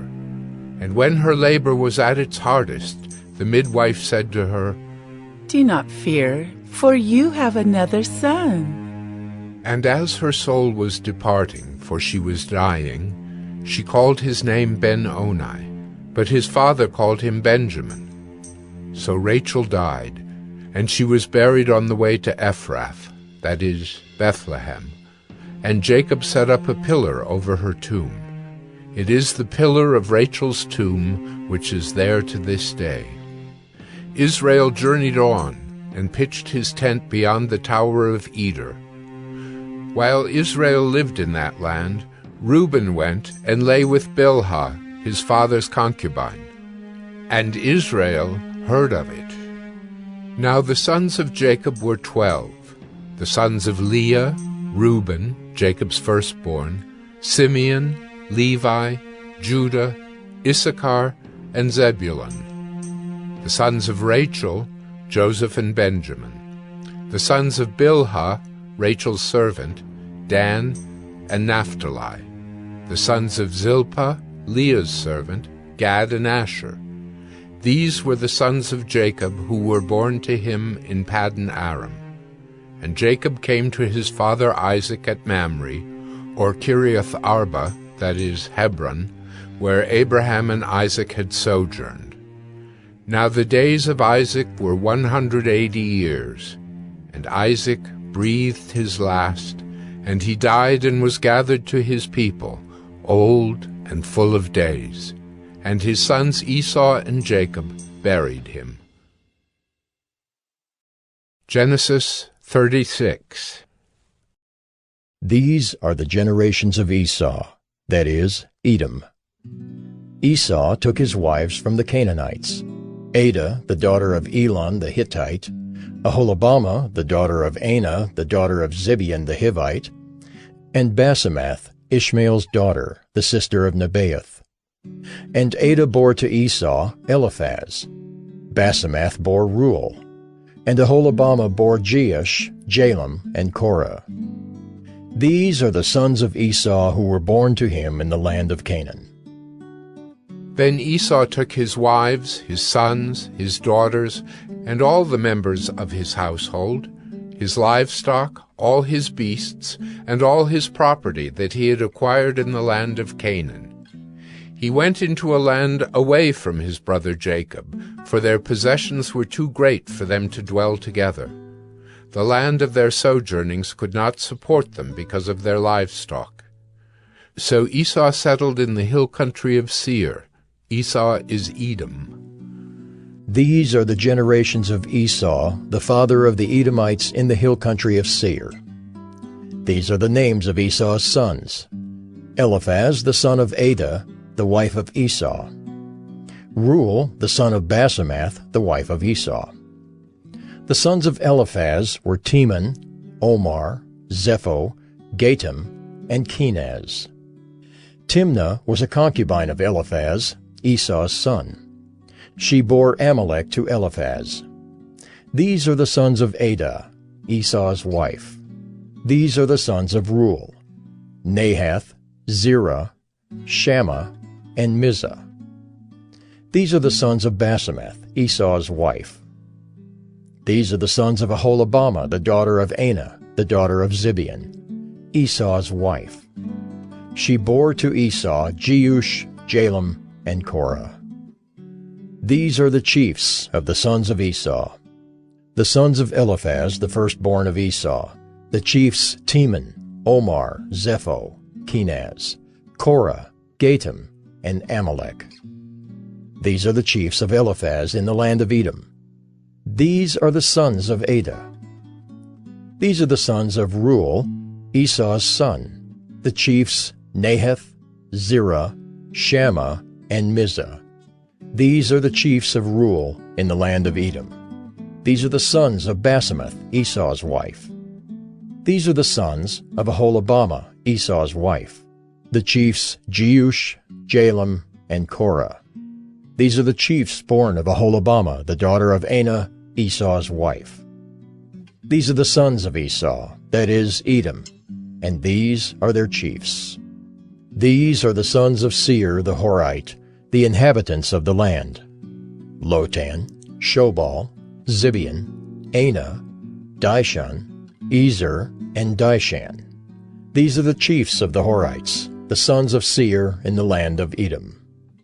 The sons of Lotan were Hori and Hemam. And Lotan's sister was Timnah. These are the sons of Shobal: Alvan, Manahath, Ebal, Shepho, and Onam. These are the sons of Zibeon, Aya, and Anah. He is the Anah who found the hot springs in the wilderness as he pastured the donkeys of Zibeon, his father. These are the children of Anah, Dishon and Aholibamah, the daughter of Anah. These are the sons of Dishon: Hemdan, Eshban, Ithran, and Kiran. These are the sons of Ezer: Bilhan, Zaavan, and Achan. These are the sons of Dishan: Uz and Aran. These are the chiefs of the Horites, the chiefs Lotan, Shobal, Zibeon, Anah, Dishon, Ezer, and Dishan. These are the chiefs of the Horites, chief by chief, in the land of Seir. These are the kings who reigned in the land of Edom before any king reigned over the Israelites. Bela, the son of Beor, reigned in Edom, the name of his city being Dinhabah. Bela died, and Jobab the son of Zerah of Bozrah reigned in his place. Jobab died, and Husham of the land of the Temanites reigned in his place. Husham died, and Hadad the son of Bedad, who defeated Midian in the country of Moab, reigned in his place, the name of his city being Avith. Hadad died, and Samlah of Masrekah reigned in his place. Samlah died, and Shaul of Rehoboth on the Euphrates reigned in his place. Shaul died, and Baal-Hanan the son of Achbor reigned in his place. Baal-Hanan the son of Achbor died, and Hadar reigned in his place, the name of his city being Pau. His wife's name was Mehetabel, the daughter of Matred, daughter of Mezahab. These are the names of the chiefs of Esau, according to their clans and their dwelling places, by their names: the chiefs Timnah, Alva, Jetheth, Aholibamah, Elah, Pinon, Kenaz, Teman, Mibzar, Magdiel, and Iram. These are the chiefs of Edom, that is, Esau, the father of Edom, according to their dwelling places in the land of their possession.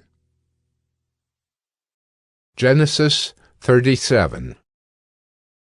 Jacob lived in the land of his father's sojournings, in the land of Canaan. These are the generations of Jacob.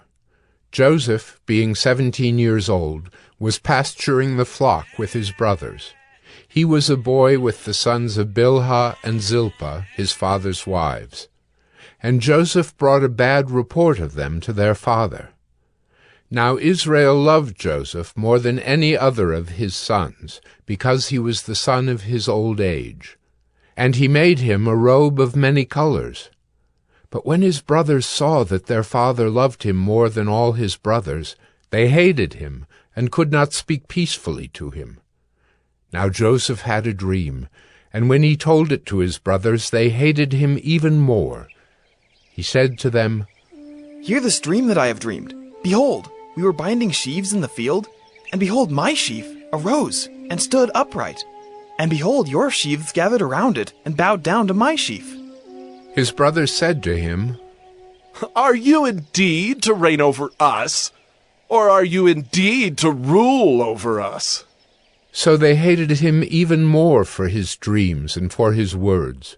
Then he dreamed another dream, and told it to his brothers, and said, "Behold, I have dreamed another dream. Behold, the sun, the moon, and 11 stars were bowing down to me."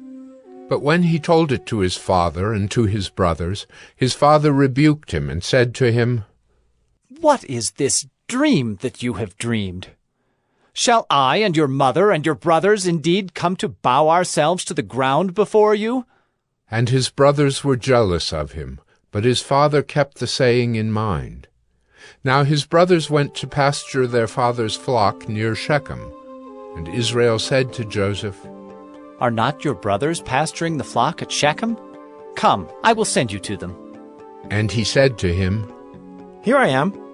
So he said to him, "Go now, see if it is well with your brothers and with the flock, and bring me word."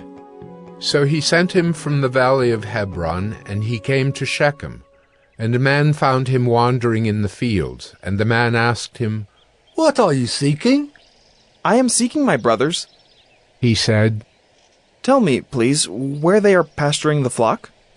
And the man said, "They have gone away, for I heard them say, 'Let us go to Dothan.'" So Joseph went after his brothers, and found them at Dothan. They saw him from afar, and before he came near to them, they conspired against him to kill him. They said to one another, "Here comes this dreamer." "Come now, let us kill him and throw him into one of the pits. Then we will say that a fierce animal has devoured him, and we will see what will become of his dreams." But when Reuben heard it, he rescued him out of their hands, saying, "Let us not take his life." And Reuben said to them, "Shed no blood. Throw him into this pit here in the wilderness. But do not lay a hand on him." That he might rescue him out of their hand to restore him to his father. So when Joseph came to his brothers, they stripped him of his robe, the robe of many colors that he wore. And they took him and threw him into a pit. The pit was empty. There was no water in it. Then they sat down to eat. And looking up, they saw a caravan of Ishmaelites coming from Gilead, with their camels bearing gum, balm, and myrrh, on their way to carry it down to Egypt. Then Judah said to his brothers, "What profit is it if we kill our brother and conceal his blood? Come, let us sell him to the Ishmaelites, and let not our hand be upon him, for he is our brother, our own flesh." And his brothers listened to him. Then Midianite traders passed by, and they drew Joseph up and lifted him out of the pit and sold him to the Ishmaelites for 20 shekels of silver. They took Joseph to Egypt. When Reuben returned to the pit and saw that Joseph was not in the pit, he tore his clothes and returned to his brothers and said, "The boy is gone, and I, where shall I go?" Then they took Joseph's robe and slaughtered a goat and dipped the robe in the blood. And they sent the robe of many colors and brought it to their father and said, "This we have found. Please identify whether it is your son's robe or not." And he identified it and said, "It is my son's robe. A fierce animal has devoured him. Joseph is without doubt torn to pieces." Then Jacob tore his garments, and put sackcloth on his loins, and mourned for his son many days. All his sons and all his daughters rose up to comfort him, but he refused to be comforted, and said, No, I shall go down to Sheol to my son, mourning. Thus his father wept for him. Meanwhile, the Midianites had sold him in Egypt to Potiphar, an officer of Pharaoh, the captain of the guard. Genesis 38. It happened at that time that Judah went down from his brothers and turned aside to a certain Adullamite, whose name was Hira.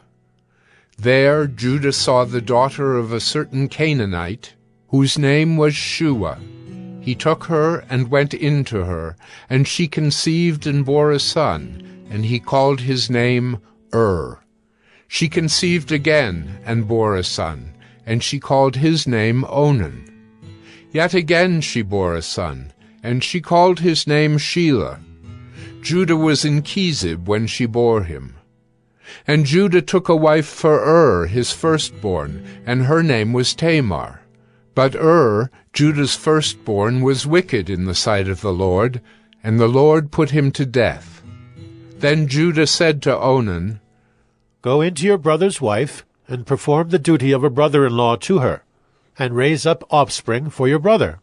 But Onan knew that the offspring would not be his. So whenever he went in to his brother's wife, he would waste the semen on the ground, so as not to give offspring to his brother. And what he did was wicked in the sight of the Lord, and he put him to death also. Then Judah said to Tamar, his daughter-in-law, Remain a widow in your father's house, till Shelah my son grows up. For he feared that he would die like his brothers. So Tamar went and remained in her father's house. In the course of time the wife of Judah, Shua's daughter, died.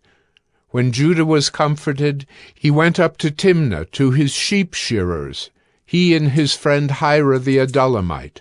And when Tamar was told, Your father-in-law is going up to Timnah to shear his sheep, she took off her widow's garments and covered herself with a veil, wrapping herself up, and sat at the entrance to Enaim, which is on the road to Timnah. For she saw that Shelah was grown up, and she had not been given to him in marriage. When Judah saw her, he thought she was a prostitute, for she had covered her face. He turned to her at the roadside and said, Come, let me come in to you. For he did not know that she was his daughter-in-law. She said, What will you give me that you may come in to me? He answered, I will send you a young goat from the flock. And she said, If you give me a pledge until you send it. He said, What pledge shall I give you? She replied, Your signet and your cord and your staff that is in your hand. So he gave them to her and went in to her, and she conceived by him. Then she arose and went away, and taking off her veil, she put on the garments of her widowhood. When Judah sent the young goat by his friend the Adullamite to take back the pledge from the woman's hand, he did not find her. And he asked the men of the place, Where is the cult prostitute who was at Enaim at the roadside? And they said, No cult prostitute has been here. So he returned to Judah and said, I have not found her. Also the men of the place said, No cult prostitute has been here. And Judah replied, Let her keep the things as her own, or we shall be laughed at. You see, I sent this young goat, and you did not find her. About 3 months later, Judah was told, Tamar, your daughter-in-law, has been immoral. Moreover, she is pregnant by immorality. And Judah said, Bring her out, and let her be burned. As she was being brought out, she sent word to her father-in-law. By the man to whom these belong, I am pregnant. And she said, Please, identify whose these are, the signet and the cord and the staff. Then Judah identified them and said, She is more righteous than I. since I did not give her to my son Shelah. And he did not know her again. When the time of her labor came, there were twins in her womb. And when she was in labor, one put out a hand, and the midwife took and tied a scarlet thread on his hand, saying, This one came out first. But as he drew back his hand, behold, his brother came out, and she said, What a breach you have made for yourself. Therefore his name was called Perez. Afterward his brother came out with the scarlet thread on his hand, and his name was called Zerah. Genesis 39. Now Joseph had been brought down to Egypt, and Potiphar, an officer of Pharaoh, the captain of the guard, an Egyptian, had bought him from the Ishmaelites, who had brought him down there. The Lord was with Joseph, and he became a successful man, and he was in the house of his Egyptian master. His master saw that the Lord was with him, and that the Lord caused all that he did to succeed in his hands. So Joseph found favor in his sight, and attended him, and he made him overseer of his house, and put him in charge of all that he had. From the time that he made him overseer in his house, and over all that he had, the Lord blessed the Egyptian's house for Joseph's sake. The blessing of the Lord was on all that he had in house and field. So he left all that he had in Joseph's charge, and because of him he had no concern about anything but the food he ate. Now Joseph was handsome in form and appearance, and after a time his master's wife cast her eyes on Joseph and said, Lie with me. But he refused, and said to his master's wife, Behold, because of me my master has no concern about anything in the house, and he has put everything that he has in my charge. He is not greater in this house than I am, nor has he kept back anything from me except yourself, because you are his wife. How then can I do this great wickedness and sin against God? And as she spoke to Joseph day after day, he would not listen to her, to lie beside her, or to be with her. But one day, when he went into the house to do his work, and none of the men of the house was there in the house, she caught him by his garment, saying, Lie with me. But he left his garment in her hand, and fled, and got out of the house.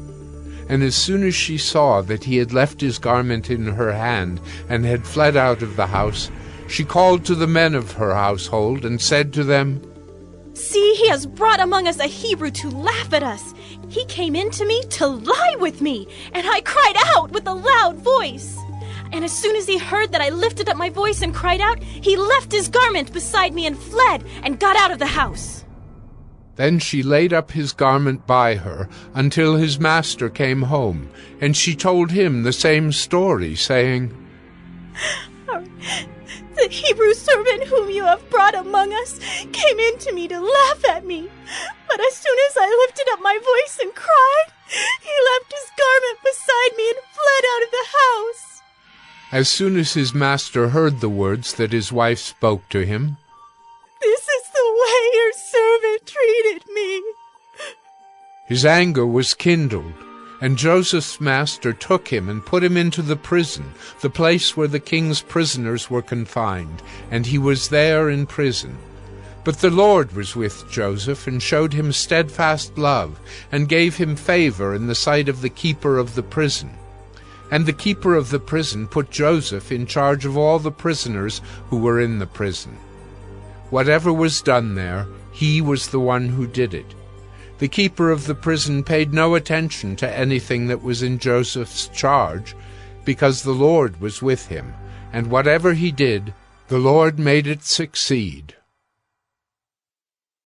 Genesis 40. Sometime after this, the cupbearer of the king of Egypt and his baker committed an offense against their lord, the king of Egypt. And Pharaoh was angry with his two officers, the chief cupbearer and the chief baker, and he put them in custody in the house of the captain of the guard, in the prison where Joseph was confined. The captain of the guard appointed Joseph to be with them, and he attended them.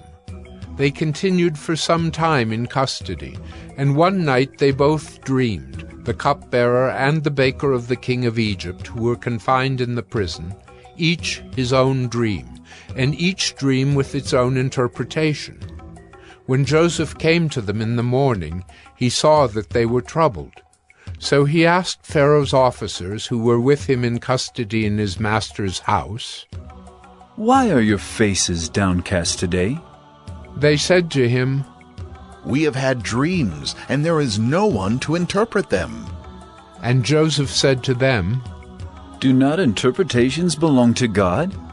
Please, tell them to me." So the chief cupbearer told his dream to Joseph and said to him, "In my dream there was a vine before me, and on the vine there were 3 branches. As soon as it budded, its blossoms shot forth, and the clusters ripened into grapes. Pharaoh's cup was in my hand, and I took the grapes and pressed them into Pharaoh's cup and placed the cup in Pharaoh's hand." Then Joseph said to him, "This is its interpretation. The 3 branches are 3 days. In 3 days Pharaoh will lift up your head and restore you to your office, and you shall place Pharaoh's cup in his hand as formerly, when you were his cupbearer. Only remember me when it is well with you, and please do me the kindness to mention me to Pharaoh, and so get me out of this house. For I was indeed stolen out of the land of the Hebrews, and here also I have done nothing that they should put me into the pit." When the chief baker saw that the interpretation was favorable, he said to Joseph, "I also had a dream. There were 3 cake baskets on my head, and in the uppermost basket there were all sorts of baked food for Pharaoh. But the birds were eating it out of the basket on my head." And Joseph answered and said, "This is its interpretation. The 3 baskets are 3 days. In 3 days Pharaoh will lift up your head from you and hang you on a tree, and the birds will eat the flesh from you." On the 3rd day, which was Pharaoh's birthday, he made a feast for all his servants, and lifted up the head of the chief cupbearer and the head of the chief baker among his servants. He restored the chief cupbearer to his position, and he placed the cup in Pharaoh's hand. But he hanged the chief baker, as Joseph had interpreted to them. Yet the chief cupbearer did not remember Joseph, but forgot him. Genesis 41. After 2 whole years, Pharaoh dreamed that he was standing by the Nile, and behold, there came up out of the Nile 7 cows, attractive and plump, and they fed in the reed grass. And behold, 7 other cows, ugly and thin, came up out of the Nile after them, and stood by the other cows on the bank of the Nile. And the ugly thin cows ate up the 7 attractive plump cows. And Pharaoh awoke. And he fell asleep and dreamed a second time. And behold, 7 ears of grain, plump and good, were growing on one stalk. And behold, after them sprouted 7 ears, thin, and blighted by the east wind. And the thin ears swallowed up the 7 plump, full ears.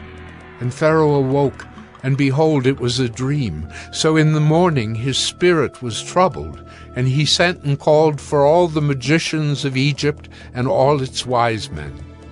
Pharaoh told them his dreams, but there was none who could interpret them to Pharaoh.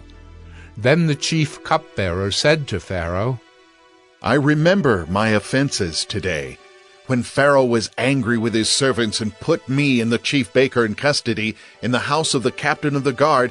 We dreamed on the same night, he and I, each having a dream with its own interpretation. A young Hebrew was there with us, a servant of the captain of the guard.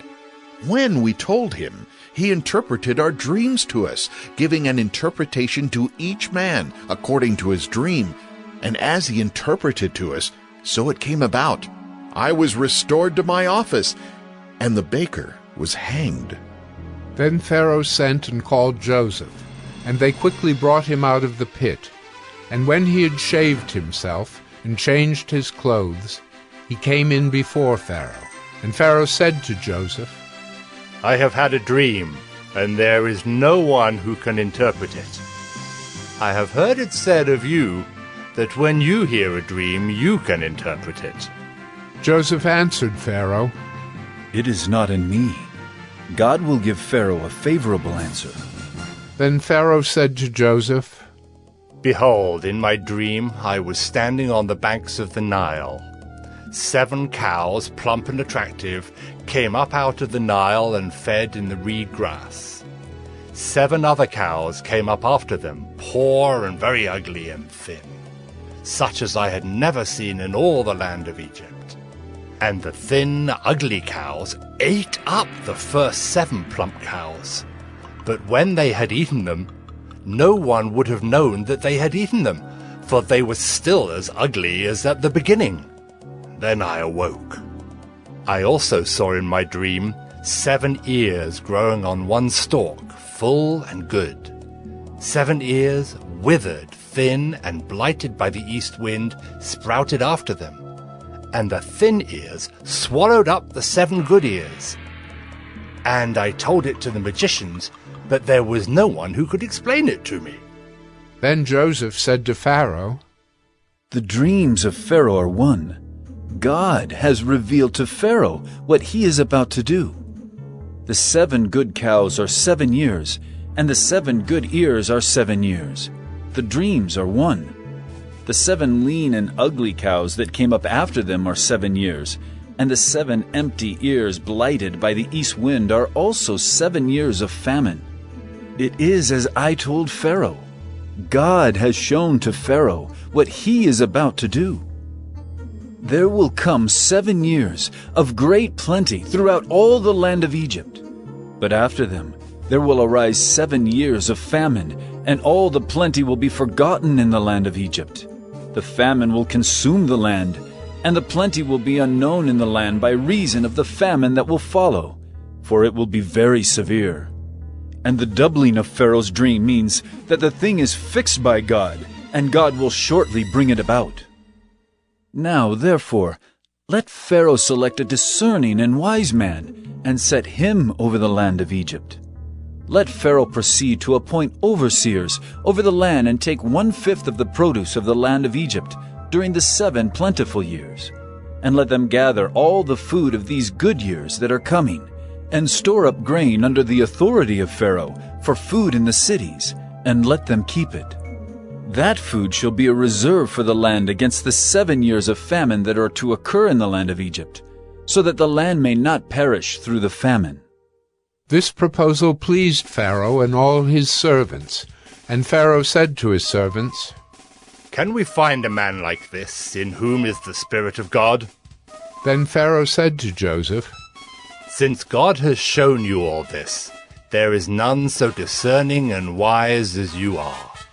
You shall be over my house, and all my people shall order themselves as you command. Only as regards the throne will I be greater than you. And Pharaoh said to Joseph, See, I have set you over all the land of Egypt. Then Pharaoh took his signet ring from his hand, and put it on Joseph's hand, and clothed him in garments of fine linen, and put a gold chain about his neck. And he made him ride in his 2nd chariot, and they called out before him, Bow the knee! Thus he set him over all the land of Egypt. Moreover, Pharaoh said to Joseph, I am Pharaoh, and without your consent, no one shall lift up hand or foot in all the land of Egypt. And Pharaoh called Joseph's name Zaphanath-Paneah, and he gave him in marriage Asenath, the daughter of Potipherah, priest of On. So Joseph went out over the land of Egypt. Joseph was 30 years old when he entered the service of Pharaoh, king of Egypt.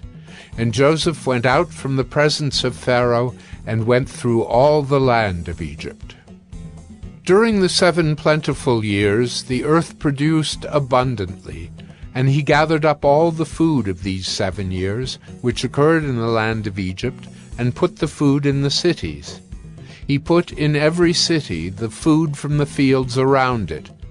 And Joseph stored up grain in great abundance, like the sand of the sea, until he ceased to measure it, for it could not be measured. Before the year of famine came, 2 sons were born to Joseph. Asenath, the daughter of Potipherah, priest of On, bore them to him. Joseph called the name of the firstborn Manasseh. For, he said, God has made me forget all my hardship and all my father's house. The name of the second he called Ephraim. For God has made me fruitful in the land of my affliction. The 7 years of plenty that occurred in the land of Egypt came to an end, and the 7 years of famine began to come, as Joseph had said. There was famine in all lands, but in all the land of Egypt there was bread. When all the land of Egypt was famished, the people cried to Pharaoh for bread. Pharaoh said to all the Egyptians, "Go to Joseph.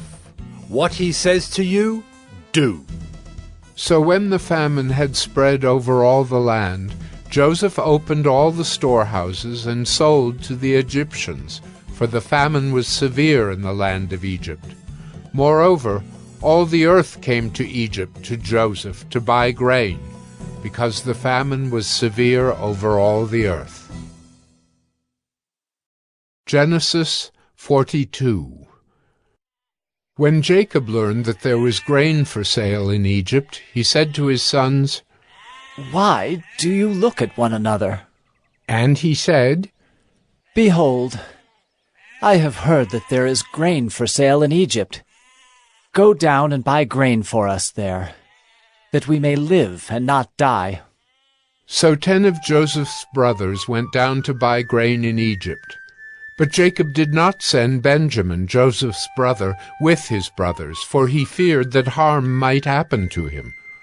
Thus the sons of Israel came to buy among the others who came, for the famine was in the land of Canaan. Now Joseph was governor over the land. He was the one who sold to all the people of the land. And Joseph's brothers came and bowed themselves before him with their faces to the ground. Joseph saw his brothers and recognized them, but he treated them like strangers and spoke roughly to them. "Where do you come from?" he said. They said, "From the land of Canaan, to buy food." And Joseph recognized his brothers, but they did not recognize him. And Joseph remembered the dreams that he had dreamed of them. And he said to them, "You are spies! You have come to see the nakedness of the land." They said to him, "No, my lord, your servants have come to buy food. We are all sons of one man. We are honest men. Your servants have never been spies." He said to them, "No, it is the nakedness of the land that you have come to see." And they said, "We, your servants, are 12 brothers, the sons of one man in the land of Canaan. And behold, the youngest is this day with our father, and one is no more." But Joseph said to them, "It is as I said to you. You are spies. By this you shall be tested. By the life of Pharaoh, you shall not go from this place unless your youngest brother comes here. Send one of you, and let him bring your brother, while you remain confined, that your words may be tested, whether there is truth in you, or else, by the life of Pharaoh, surely you are spies." And he put them all together in custody for 3 days. On the 3rd day Joseph said to them, "Do this, and you will live, for I fear God. If you are honest men, let one of your brothers remain confined, where you are in custody, and let the rest go and carry grain for the famine of your households. And bring your youngest brother to me, so your words will be verified, and you shall not die." And they did so. Then they said to one another, "In truth we are guilty concerning our brother. in that we saw the distress of his soul, when he begged us and we did not listen. That is why this distress has come upon us." And Reuben answered them, Did I not tell you not to sin against the boy? But you did not listen. So now there comes a reckoning for his blood. They did not know that Joseph understood them, for there was an interpreter between them. Then he turned away from them and wept. And he returned to them and spoke to them. And he took Simeon from them and bound him before their eyes.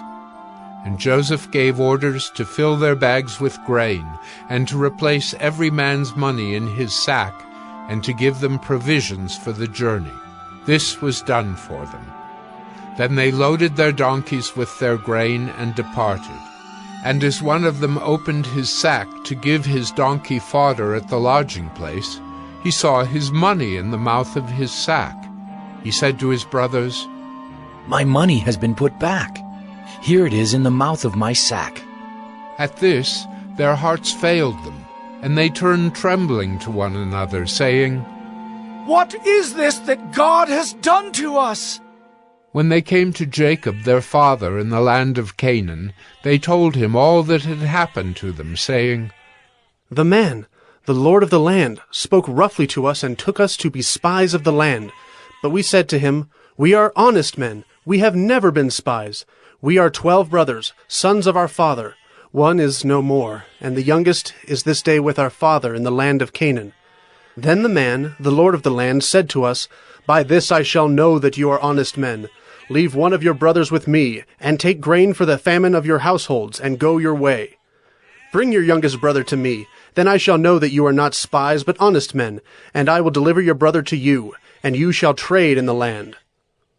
As they emptied their sacks, behold, every man's bundle of money was in his sack. And when they and their father saw their bundles of money, they were afraid. And Jacob their father said to them, 'You have bereaved me of my children. Joseph is no more, and Simeon is no more. And now you would take Benjamin? All this has come against me.' Then Reuben said to his father, Kill my 2 sons if I do not bring him back to you. Put him in my hands, and I will bring him back to you. But he said, My son shall not go down with you, for his brother is dead, and he is the only one left. If harm should happen to him on the journey that you are to make, you would bring down my gray hairs with sorrow to Sheol." Genesis 43. Now the famine was severe in the land, and when they had eaten the grain that they had brought from Egypt, their father said to them, "Go again, buy us a little food." But Judah said to him, "The man solemnly warned us, saying, 'You shall not see my face unless your brother is with you. If you will send our brother with us, we will go down and buy you food. But if you will not send him, we will not go down. For the man said to us, You shall not see my face unless your brother is with you.'" Israel said, "Why did you treat me so badly as to tell the man that you had another brother?" They replied, The man questioned us carefully about ourselves and our kindred, saying, Is your father still alive? Do you have another brother? What we told him was an answer to these questions. "Could we in any way know that he would say, 'Bring your brother down'?" And Judah said to Israel his father, "Send the boy with me, and we will arise and go, that we may live and not die, both we and you, and also our little ones. I will be a pledge of his safety. From my hand you shall require him. If I do not bring him back to you and set him before you, then let me bear the blame forever. If we had not delayed, we would now have returned twice." Then their father Israel said to them, "If it must be so, then do this. Take some of the choice fruits of the land in your bags, and carry a present down to the man. A little balm and a little honey, gum, myrrh, pistachio nuts, and almonds. Take double the money with you. Carry back with you the money that was returned in the mouth of your sacks. Perhaps it was an oversight. Take also your brother, and arise, go again to the man. May God Almighty grant you mercy before the man, and may he send back your other brother and Benjamin. And as for me, if I am bereaved of my children, I am bereaved. So the men took this present, and they took double the money with them, and Benjamin. They arose and went down to Egypt and stood before Joseph. When Joseph saw Benjamin with them, he said to the steward of his house, "Bring the men into the house, and slaughter an animal and make ready, for the men are to dine with me at noon." The man did as Joseph told him, and brought the men to Joseph's house.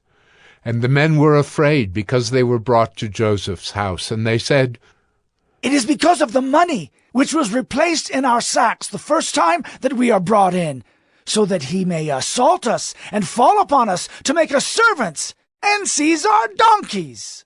So they went up to the steward of Joseph's house and spoke with him at the door of the house and said, "Oh, my lord, we came down the first time to buy food.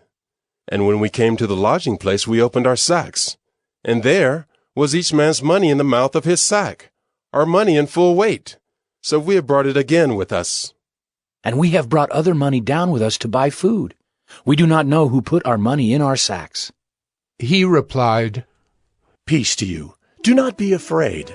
Your God and the God of your father has put treasure in your sacks for you. I received your money." Then he brought Simeon out to them.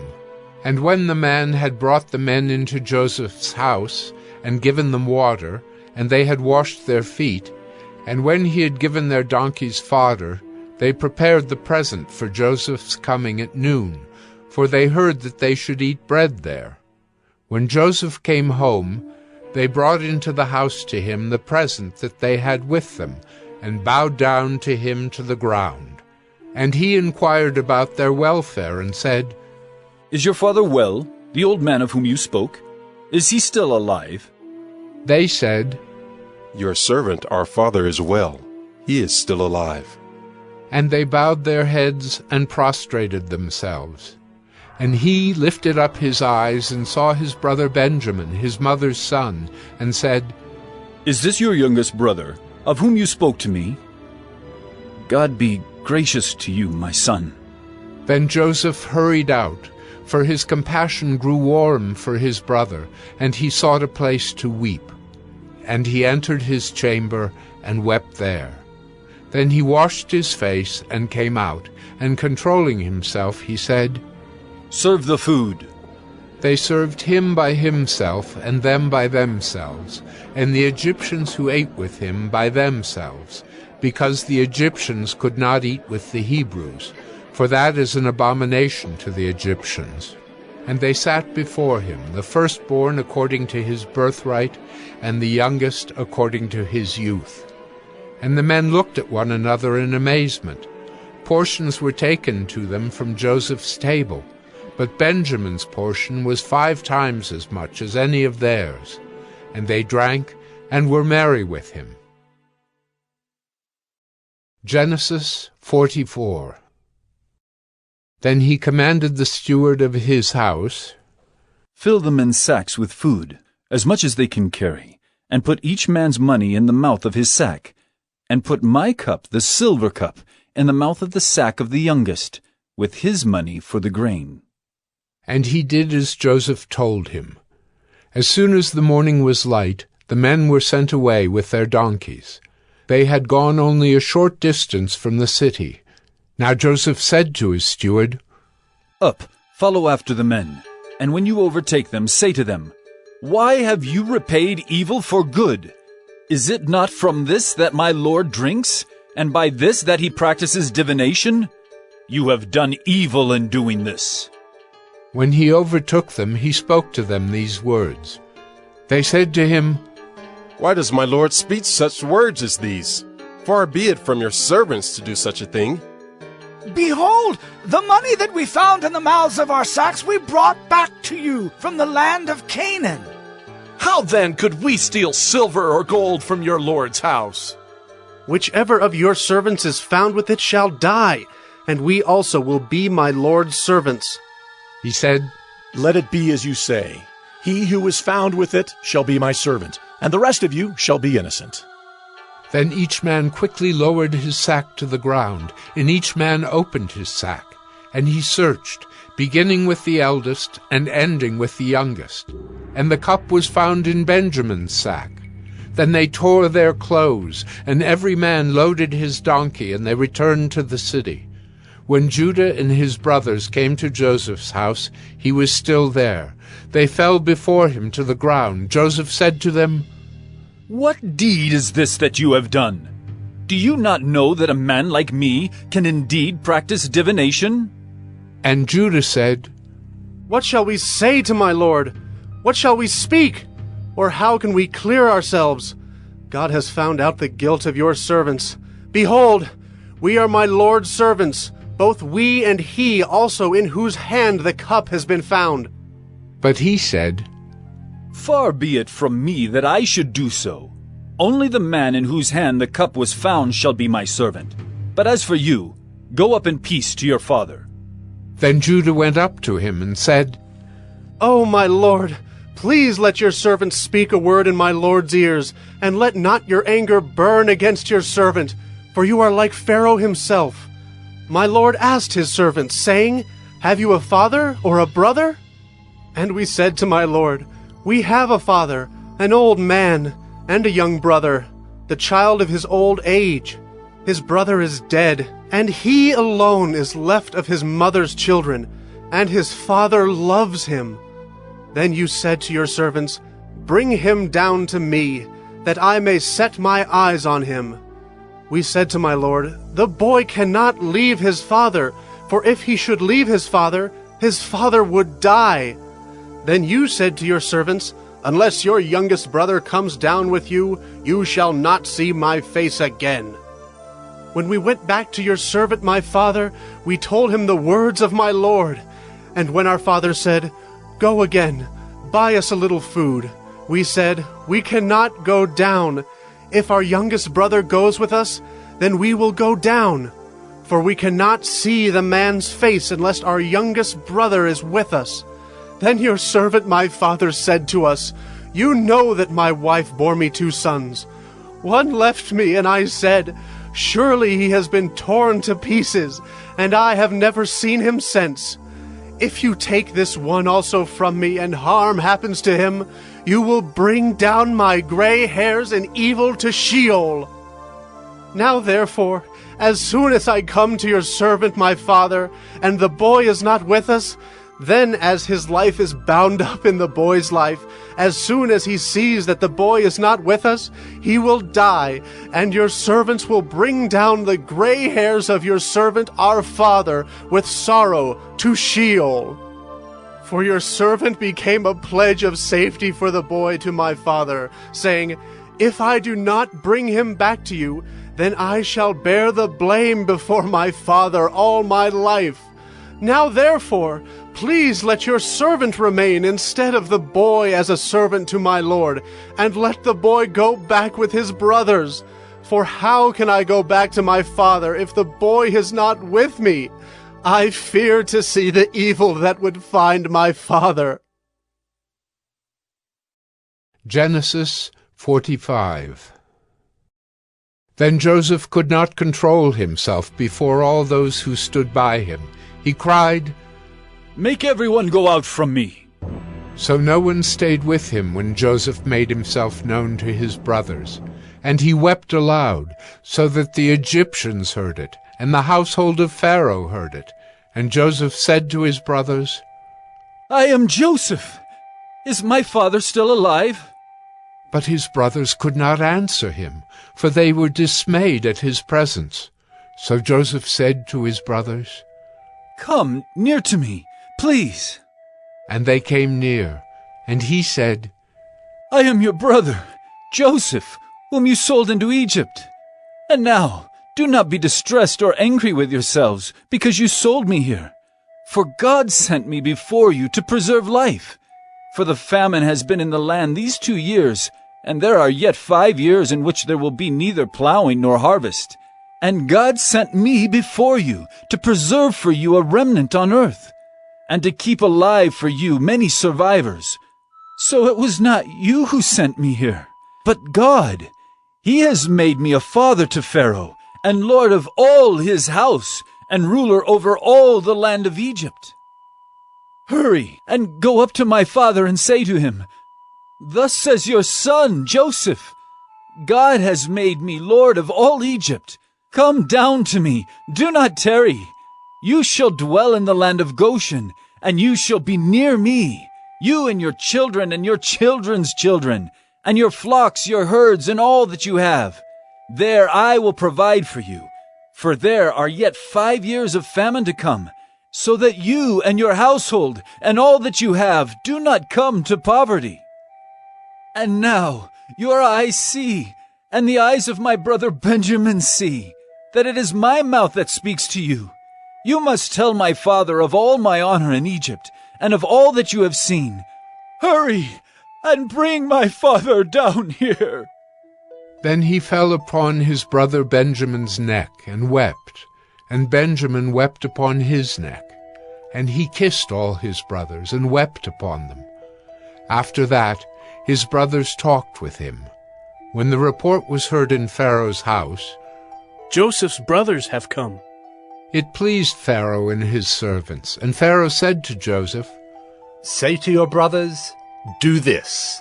Load your beasts and go back to the land of Canaan, and take your father and your households, and come to me, and I will give you the best of the land of Egypt, and you shall eat the fat of the land.' And you, Joseph, are commanded to say, 'Do this. Take wagons from the land of Egypt for your little ones and for your wives, and bring your father and come. Have no concern for your goods, for the best of all the land of Egypt is yours.'" The sons of Israel did so, and Joseph gave them wagons according to the command of Pharaoh, and gave them provisions for the journey. To each and all of them he gave a change of clothes. But to Benjamin he gave 300 shekels of silver and 5 changes of clothes. To his father he sent as follows: 10 donkeys loaded with the good things of Egypt, and 10 female donkeys loaded with grain, bread, and provision for his father on the journey. Then he sent his brothers away, and as they departed he said to them, "Do not quarrel on the way." So they went up out of Egypt and came to the land of Canaan, to their father Jacob. And they told him, "Joseph is still alive, and he is ruler over all the land of Egypt." And his heart became numb, for he did not believe them. But when they told him all the words of Joseph, which he had said to them, and when he saw the wagons that Joseph had sent to carry him, the spirit of their father Jacob revived. And Israel said, "It is enough! Joseph, my son, is still alive! I will go and see him before I die." Genesis 46. So Israel took his journey with all that he had, and came to Beer-sheba, and offered sacrifices to the God of his father Isaac. And God spoke to Israel in visions of the night, and said, "Jacob, Jacob." And he said, "Here am I." Then he said, "I am God, the God of your father. Do not be afraid to go down to Egypt, for there I will make you into a great nation. I myself will go down with you to Egypt, and I will also bring you up again, and Joseph's hand shall close your eyes." Then Jacob set out from Beer-sheba. The sons of Israel carried Jacob their father, their little ones, and their wives in the wagons that Pharaoh had sent to carry him. They also took their livestock and their goods, which they had gained in the land of Canaan, and came into Egypt. Jacob and all his offspring with him, his sons and his sons' sons with him, his daughters and his sons' daughters. All his offspring he brought with him into Egypt. Now these are the names of the descendants of Israel who came into Egypt, Jacob and his sons. Reuben, Jacob's firstborn, and the sons of Reuben, Hanok, Palu, Hezron, and Carmi. The sons of Simeon, Jemuel, Jamin, Ohad, Jachin, Zohar, and Shaul, the son of a Canaanite woman. The sons of Levi, Gershon, Kohath, and Merari. The sons of Judah, Onan, Shelah, Perez, and Zerah. But and Onan died in the land of Canaan. And the sons of Perez were Hezron and Hamel. The sons of Issachar, Tola, Puvah, Job, and Shimron. The sons of Zebulun, Sered, Elon, and Jaleel. These are the sons of Leah, whom she bore to Jacob in Paddan Aram, together with his daughter Dinah. Altogether his sons and his daughters numbered 33. The sons of Gad, Ziphion, Hagi, Shunai, Esbon, Eri, Eridai, and Areli.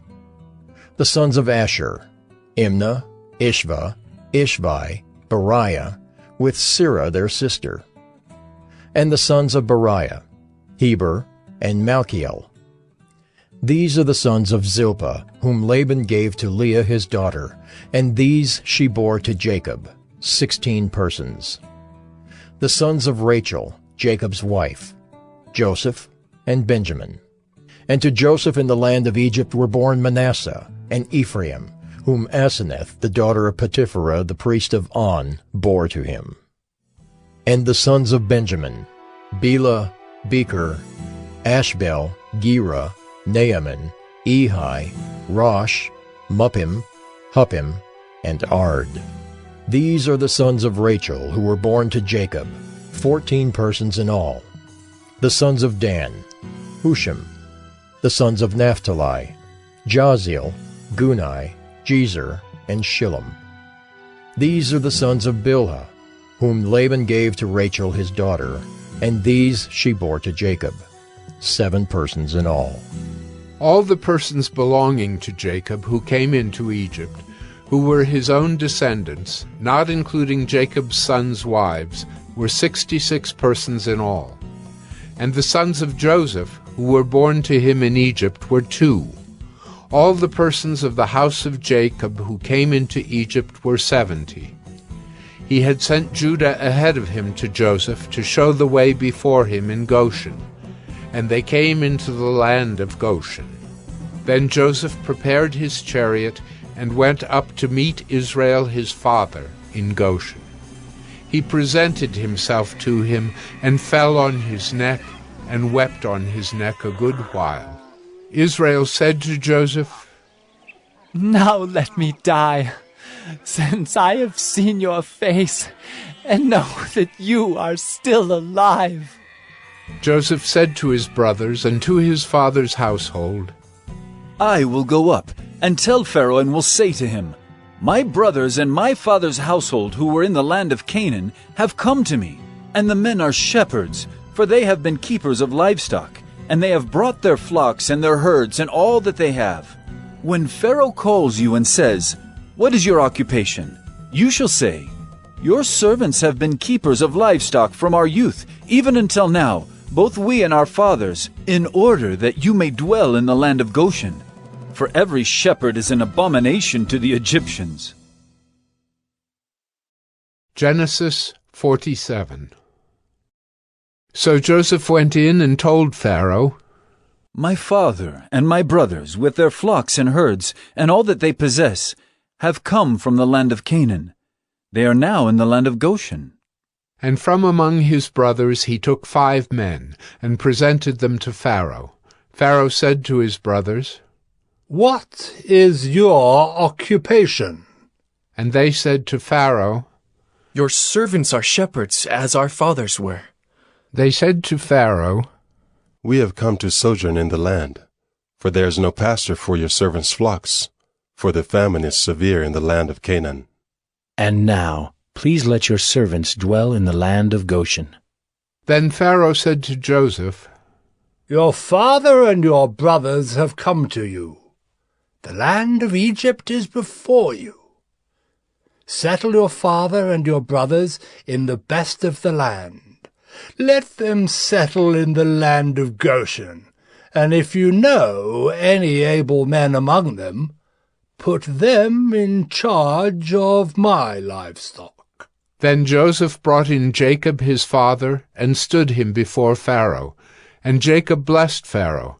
And Pharaoh said to Jacob, How many are the days of the years of your life?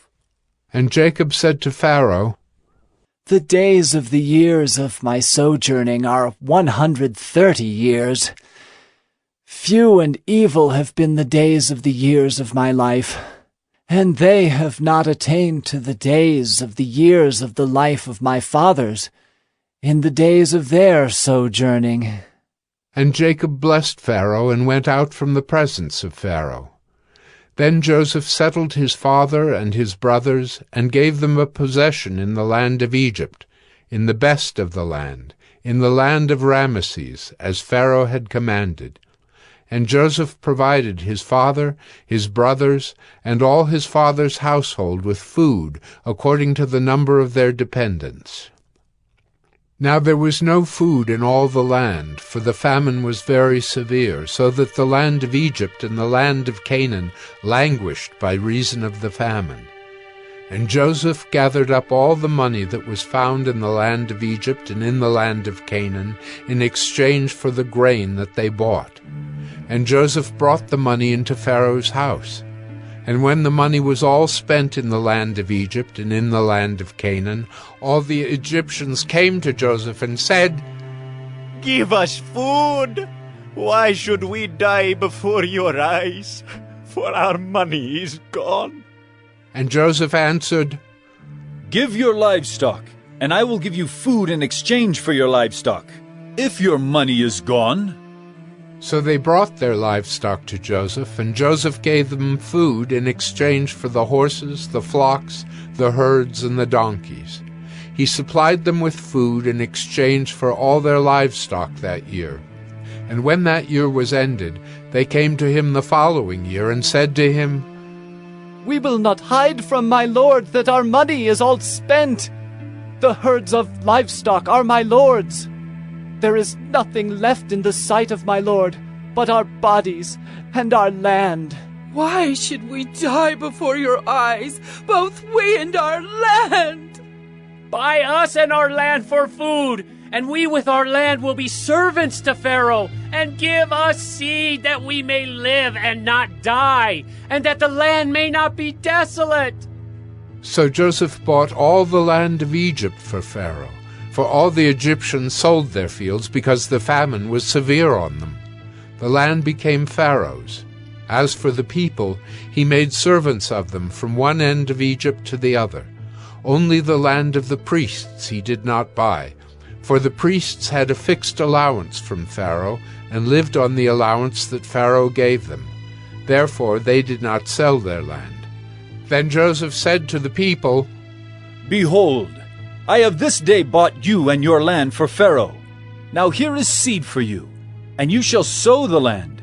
And at the harvests you shall give 1/5 to Pharaoh, and 4/5 shall be your own, as seed for the field, and as food for yourselves and your households, and as food for your little ones.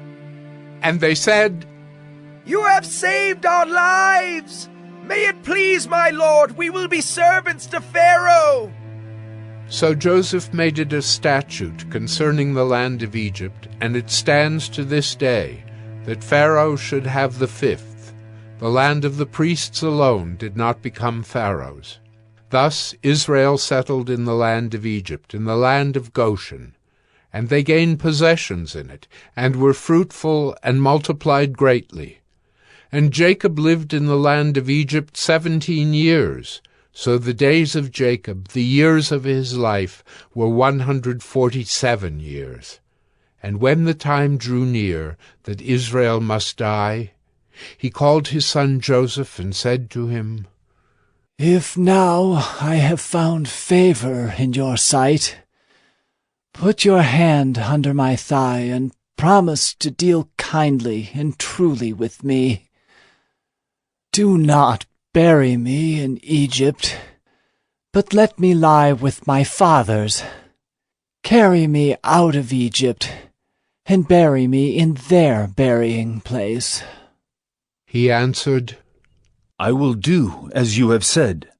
And he said, "Swear to me." And he swore to him. Then Israel bowed himself upon the head of his bed. Genesis 48. After this, Joseph was told, "Behold, your father is ill." So he took with him his 2 sons, Manasseh and Ephraim, and it was told to Jacob, "Your son Joseph has come to you." Then Israel summoned his strength and sat up in bed. And Jacob said to Joseph, God Almighty appeared to me at Luz in the land of Canaan, and blessed me, and said to me, Behold, I will make you fruitful, and multiply you, and I will make of you a company of peoples, and will give this land to your offspring after you, for an everlasting possession. And now your 2 sons, who were born to you in the land of Egypt before I came to you in Egypt, are mine. Ephraim and Manasseh shall be mine, as Reuben and Simeon are.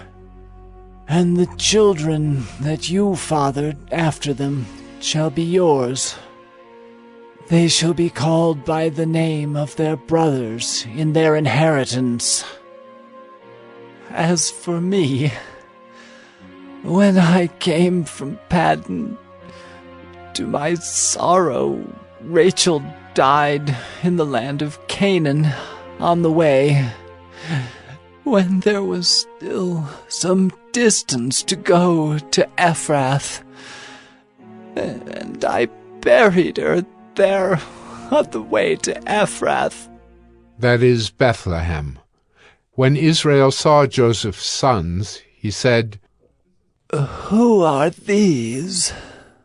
Joseph said to his father, They are my sons, whom God has given me here. And he said, Bring them to me, please, that I may bless them. Now the eyes of Israel were dim with age, so that he could not see. So Joseph brought them near him, and he kissed them and embraced them. And Israel said to Joseph, I never expected to see your face.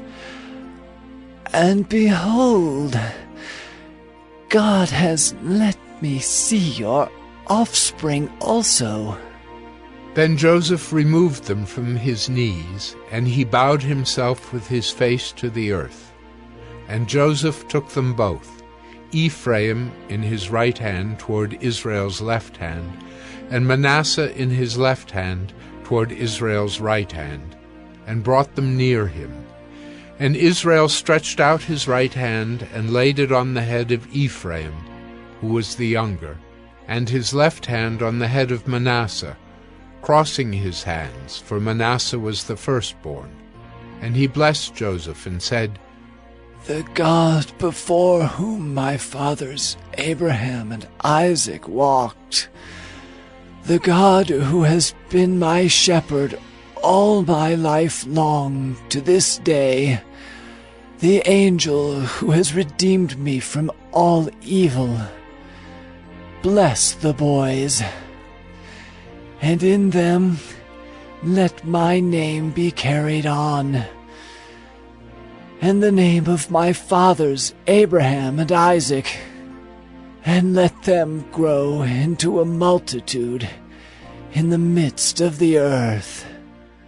When Joseph saw that his father laid his right hand on the head of Ephraim, it displeased him, and he took his father's hand to move it from Ephraim's head to Manasseh's head.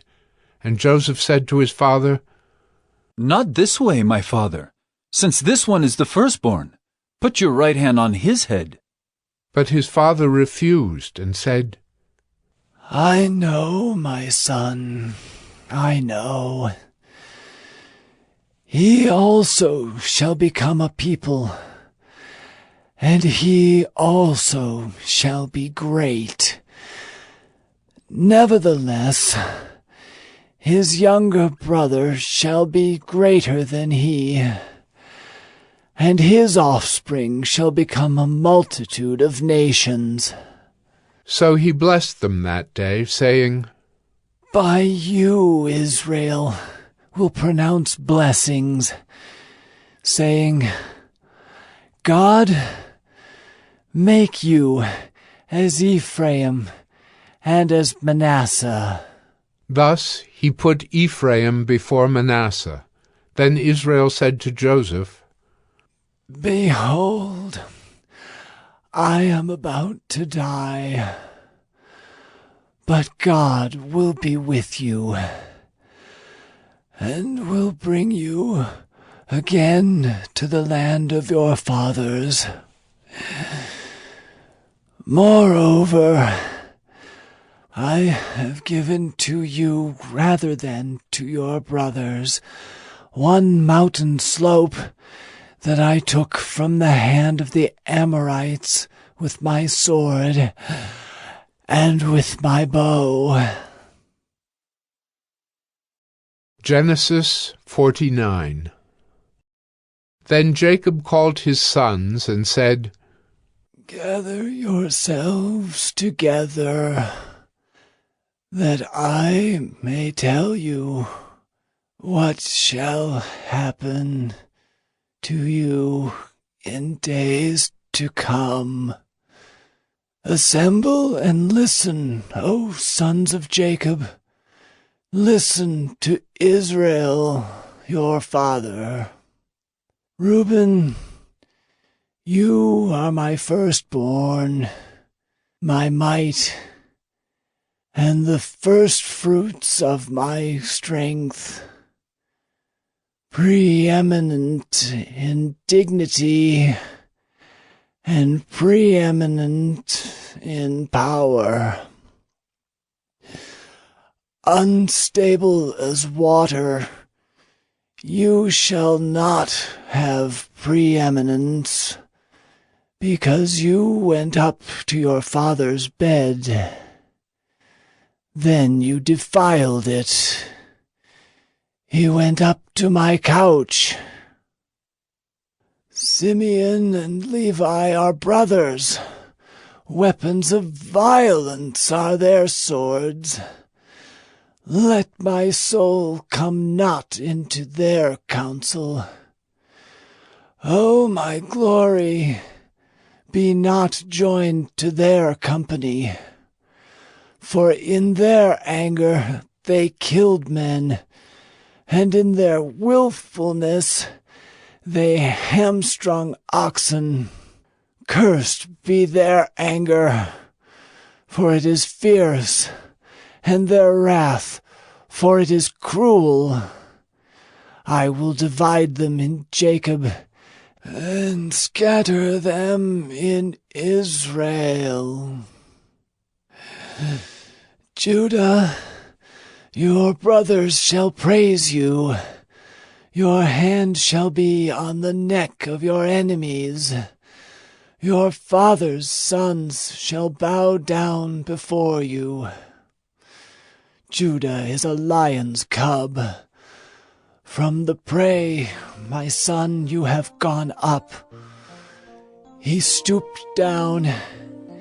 He crouched as a lion and as a lioness. Who dares rouse him? The scepter shall not depart from Judah, nor the ruler's staff from between his feet, until tribute comes to him, and to him shall be the obedience of the peoples. Binding his foal to the vine, and his donkey's colt to the choice vine, he has washed his garments in wine, and his vesture in the blood of grapes. His eyes are darker than wine, and his teeth whiter than milk. Zebulun shall dwell at the shore of the sea. He shall become a haven for ships, and his border shall be at Sidon. Issachar is a strong donkey, crouching between the sheepfolds.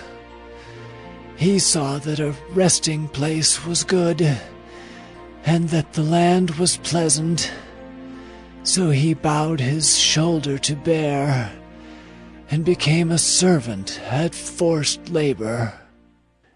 Dan shall judge his people as one of the tribes of Israel. Dan shall be a serpent in the way, a viper by the path, that bites the horse's heels, so that his rider falls backward. I wait for your salvation, O Lord. Raiders shall raid Gad, but he shall raid at their heels. Asher's food shall be rich, and he shall yield royal delicacies. Naphtali is a doe let loose that bears beautiful fawns. Joseph is a fruitful bough by a spring. His branches run over the wall. The archers bitterly attacked him, shot at him, and harassed him severely. Yet his bow remained unmoved.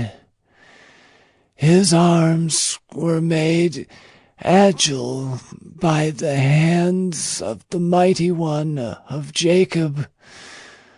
From there is the shepherd, the stone of Israel. By the God of your father, who will help you, by the Almighty, who will bless you with blessings of heaven above, blessings of the deep that crouches beneath, blessings of the breasts and of the womb. The blessings of your father are mighty beyond the blessings of my parents, up to the bounties of the everlasting hills. May they be on the head of Joseph, and on the brow of him who was set apart from his brothers. Benjamin is a ravenous wolf, in the morning devouring the prey, and at evening dividing the spoil. All these are the 12 tribes of Israel. This is what their father said to them as he blessed them, blessing each with the blessing suitable to him. Then he commanded them and said to them, I am to be gathered to my people. Bury me with my fathers in the cave that is in the field of Ephron the Hittite, in the cave that is in the field at Machpelah, to the east of Mamre, in the land of Canaan, which Abraham bought with the field from Ephron the Hittite to possess as a burying place. There they buried Abraham and Sarah his wife. There they buried Isaac and Rebekah his wife. And there I buried Leah. The field and the cave that is in it were bought from the Hittites. When Jacob finished commanding his sons, he drew up his feet into the bed and breathed his last, and was gathered to his people. Genesis 50. Then Joseph fell on his father's face and wept over him and kissed him. And Joseph commanded his servants the physicians to embalm his father. So the physicians embalmed Israel. 40 days were required for it, for that is how many are required for embalming. And the Egyptians wept for him 70 days. And when the days of weeping for him were past, Joseph spoke to the household of Pharaoh, saying, If now I have found favor in your eyes, please speak in the ears of Pharaoh, saying, My father made me swear, saying, I am about to die. In my tomb that I hewed out for myself in the land of Canaan, there shall you bury me. Now therefore, let me please go up and bury my father. Then I will return. And Pharaoh answered, Go up and bury your father as he made you swear. So Joseph went up to bury his father. With him went up all the servants of Pharaoh, the elders of his household, and all the elders of the land of Egypt, as well as all the household of Joseph, his brothers, and his father's household. Only their children, their flocks, and their herds were left in the land of Goshen. And there went up with him both chariots and horsemen. It was a very great company. When they came to the threshing floor of Atad, which is beyond the Jordan, they lamented there with a very great and grievous lamentation, and he made a mourning for his father 7 days. When the inhabitants of the land, the Canaanites, saw the mourning on the threshing floor of Atad, they said, This is a grievous mourning by the Egyptians. Therefore the place was named Abel Mizraim. It is beyond the Jordan. Thus his sons did for him as he had commanded them, for his sons carried him to the land of Canaan, and buried him in the cave of the field at Machpelah, to the east of Mamre, which Abraham bought with the field from Ephron the Hittite to possess as a burying place.